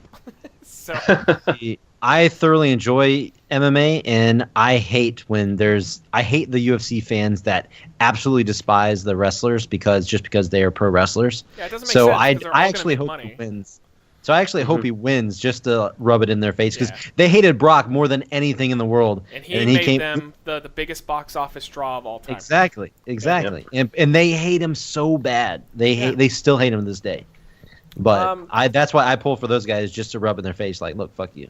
Next I enjoy. Another good question. This is from Justin. Let's just go with the main event. How would you book WrestleMania 33? So what would our main event for WrestleMania 33 be? Ooh, that's a good one. Man. Okay, Dean Amp. No, hold on. I think there's two that I would go with. There's one would be the Roman versus Cena, because I think that would be, if booked properly, that would be like a weird Bizarro main event, because they would both get booed. But if I want to see like an actual main event that I thought would be perfect, I bet you we're gonna say the same one. Roman Reigns heel faction, Roman Empire, at ringside with Roman versus a face Brock Lesnar rematch. I think that would be a shitload of fun. That could be good. I still want the Shield. I want the triple threat match. I do agree with you. That would be awesome. Yeah, I want that. That would be I excellent. still want that. Yeah, either of those. I agree with you. That would be good. I definitely want heel Roman in some way, shape, or form against either Taker and retiring Taker, just to make him a bigger heel, or against Brock. God. Plenty of potential. Taker? Oh God! Plenty of potential. So we'll get the worst possible outcome. We'll get Triple H versus Roman Part 2. No, it's gonna be Triple H versus Randy Orton Part 27. Oh my God! That'd be awesome. That would be so bad. Or Orton great. versus Reigns. Reigns is the heel versus as the face versus the heel Orton. Let's just do like the worst match possible. Evan said, "Why does Roman Reigns still matter in WWE? Because they need a guy. Because they don't believe in the multiple guys on the card being an important system. They believe in push one guy, and that's why he's important to them." Yep. And there you go. Jay said, "How hot did Steph look at WrestleMania?" I didn't think she looked that attractive, honestly. I thought it was like you're crazy. It was riding up her vagina, and they did like the poofy hair look I don't like that she does sometimes. Yeah, but it was She looked like an extra in an '80s hairband video. Maybe because I love hair metal stuff. Well, that might. Dude, she was. It was working. She doesn't do anything for me. It was working. She does it for me sometimes, but then sometimes she'll like do those workout pictures where she looks like she's pooping, and I'm not good at that. I don't know. I think she pretty much. I haven't seen like anything bad. Like I've always been like, she gets like the boobs that need to be wrangled and put back together because she's like posing awkwardly. I don't know. Her chest looks like Scott Steiner's, for fuck's sakes. Oh God! Holler if you hear me. Francisco asked the thing we talked about with the Bullet Club, like how we would put them together. I think if they're going to do it, they might as well do it against Roman and just try to build up a faction. If they're not going to turn Roman heel, then you might as well have Roman go up against a faction of you guys. I mean, they haven't really. I'm trying to think of factions. I mean, I guess League of Nations, what they got going on now, but they haven't had really any other big factions lately, have they? That maybe I'm overthinking something. Yeah. No. Social outcasts. Well, I don't think. Yeah, that doesn't count. Jake asked, "Do you think Shane will be given Monday Night Raw and the Authority will be sent to SmackDown?" Yeah, I do. I think that's where they're going with it. I think they're leaning towards not a actual brand split, but I think they're leaning towards making SmackDown a little more important now that it's on the same network. I think they can't treat it as a secondary show anymore. I think that the USA Network really wants them to make that an important show in order to not get it canceled. So I think that's the idea. God damn it. Wouldn't that just be great? The whole Taker match is completely irrelevant. He loses, yet he still takes over fucking Raw. Wouldn't that be fucking great? I think that's pretty clear after Raw that's where they're going with it. I'm pretty sure he's going to take. I thought that was I thought it was labeled as a one night thing though. I don't know. They're like, you can have it for this one night. They teased it though, and usually when they tease something like that, that means they're planning on doing it anyway. So I wouldn't be surprised. Alexander asked, "Do you think Seth Rollins will return for SummerSlam and possibly put in his title shot?" Yeah, I think that's a big possibility. They didn't get to do Rollins versus Reigns like they wanted. So usually when that kind of situation happens, when the guy comes back, they go ahead with the match anyway to kind of make up for it. When's he due to return? Well, that's what I was saying. He would just come back and have a title shot against Reigns. I'd say that's fairly likely. Okay, because he had his injury's pretty fucking serious. No, he's doing good. He's is he? Yeah, he's back in the ring training. He has a brace. A brace on his knee. They said he's coming along really quick. They said that probably like the next 3 or 4 months he'll be ready to go, and he's actually in the ring taking bumps and going really light on it. But yeah, they're saying he's coming along great. So I think SummerSlam is very possible. Oh, nice. Yeah, well, he'll be back as a mega fucking face. So. Oh, he has to, right? Even if they treat him like a heel, people really like him, and he's so explosive in the ring. He's a perfect baby face when he needs to be. Yeah. Again, you turned him heel first, and it makes people like him even more later. I wonder wonder where that logic came from. Strange. Let's see. It's strange. Caesar asks for, will AJ get buried by Reigns? Yeah. Oh yeah, without a doubt, yeah. Yeah, he will. Yep. Let's see. Sadly. What's your opinion from Regan? What's your opinion on the new news that Cena eats the truffle butter? What does that mean? What the fuck? What?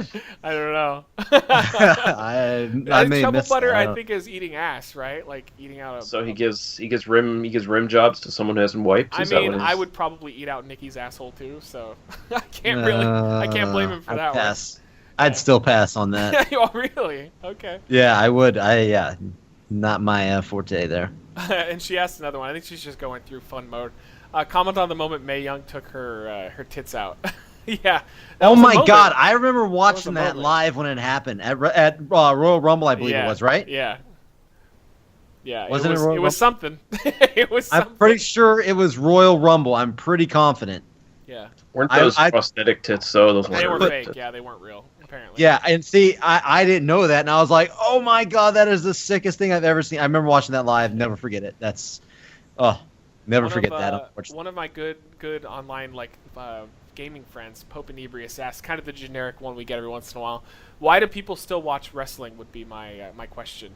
I mean, that's the same as the people that say, "Oh, it's for kids, don't you know?" And I would argue back, it's not really for kids because the biggest demographic they have are people our age, our adult males. Like that's what carries wrestling. If it was just kids, then there's no way they'd have a business because it's not. There's a lot of kid fans, but for the most part, the reason why they're kid fans is because their dads are fans, and that's why it carries down from their dad. I got into it watching it as a small child with my grandfather. Yeah, most people did. I actually just found it because my friends in middle school would always talk about it. Like we had a circle of friends, and that's all they talked about was Raw. And I didn't like wrestling. I grew up hating it because my parents hated it. It was just that fake bullshit. So I had to start watching it in order to fit in with them. Oh yeah, but I associated wrestling with Hulk Hogan, and even if I go back and watch it, I can appreciate that era. But that era was still unwatchably bad. It's just very cartoony. I loved it though. Once I started watching, though, I remember the first thing I ever saw was I turned on a Raw, and it was The Rock getting screwed out of his Survivor Series spot before they did that tournament where he turned heel with the McMahons. And I loved it. It was Mankind and The Rock, and it was so good. And ever since I fell in love with it. But I think most people are like Lee, and they fall in love with it because somebody in their family liked it. Yeah, and your dad, yeah. Yeah, I've said it before, but yeah, my dad was a wrestler. That's what got me into it, and I've used to go to all the shows and stuff. But ever since then, I don't know, just always been in my mind. Plus, I started. Go ahead. I started on Stampede, not WWF, so I actually had good matches. Good. Yeah. And I started on WCW, so I was at WCW. I saw an old match when I was going back and trying to look at stuff that I would enjoy that wasn't WWF. And I saw one match I remember I still liked was Tully Blanchard versus Magnum. Is it Magnum PA? Magnum TA, yeah. TA, there you go. TA, they had a cage match. And I remember they ended it with a chair got thrown in the ring, and he broke off a piece of the fucking chair and just stabbed Tully in the eye. Oh my that was awesome. God. Made him quit, yeah. Yeah, that was a great match. That's good stuff. I was like, I should have come in on that. Ed, I just have really good memories of just going back and watching old WCW. We had VHS tapes of the pay-per-views recorded. I just remember just going back and watching them even back when I was in high school. It was just good stuff. Yeah. Ed asked, what was in the goddamn motherfucking lockbox? There you go. Isn't that a good question? What would it be? Would it be Vince cheating on his wife that we all already know he actually did in real life? What could he possibly storyline wise? What could he have over Vince McMahon? I can't even fathom. Maybe that's why they dropped it because there's nothing he could have. Nothing that he could have where Vince is oh man, that's terrible. Or they could have done the incest angle that they wanted to do 10 years ago. Say that he fucked Steph 12 that would be a whole years ago. nother that would be a whole nother fucking weird no. Oh, you know what it was? It was photographic evidence of the Macho Man putting the dick to Stephanie. My. Yeah. See look, if it wasn't PG, we could be doing all these angles right now. Oh, great. These so great. Sound awful. No, thank you. I love every one of them. Seth asks, do you think that WWE should bring back the Great Khali to put over NXT talent? Now, I know he's joking, but I would actually be completely fine with that. If Khali came back just to put over some of the newer guys, like Joe, like if you had Khali come out for a one-shot where Joe just fucking killed him, it would make Joe look even better. So I'd be fine with that. But if Khali's actually going to have competitive matches, fuck no. Wouldn't you rather just stick Big Show in that spot instead of Khali? Because Khali... They'll never do that, though. They'll never do that, though, because Big Show is paid millions of dollars a year. But he moves even fucking slower than, he does. Than Big Show. Big Show should be retired. I don't want... Yeah, I won't say that, because that's going to be too... I'll just say it. Fuck it. Big Show shouldn't be jobbing out to anybody. This one's really easy. James asks, without looking it up, who won the Intercontinental Championship belt a record 9 times? That would be Chris Jericho. Oh, yeah. Jericho's the highest amount of reigns ever for IC champion. That's what I want to do. I actually want to do that one day. I want to do like a little trivia thing one day and see how we do. I actually think that would be fun. I think a lot of us would do really well. I would say, like, I don't know this one. Who has the second highest amount of IC titles? Either Miz or like Kofi or Miz like Triple H. Miz is at 5. Triple H might be one because he had a bunch. Like who? Maybe not RVD. He didn't have it that many times. No. Maybe would Eddie? it be? No, not Eddie either. God, I don't know.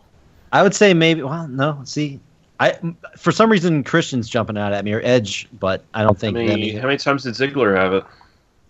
Not that many. I don't. Oh, wait a minute. I wouldn't doubt. If it was Wade Barrett. That motherfucker's had that belt like 50 fucking times. I think it had it 5 times. Also. Oh yeah. Yeah. I think him and Miz are tied for 5.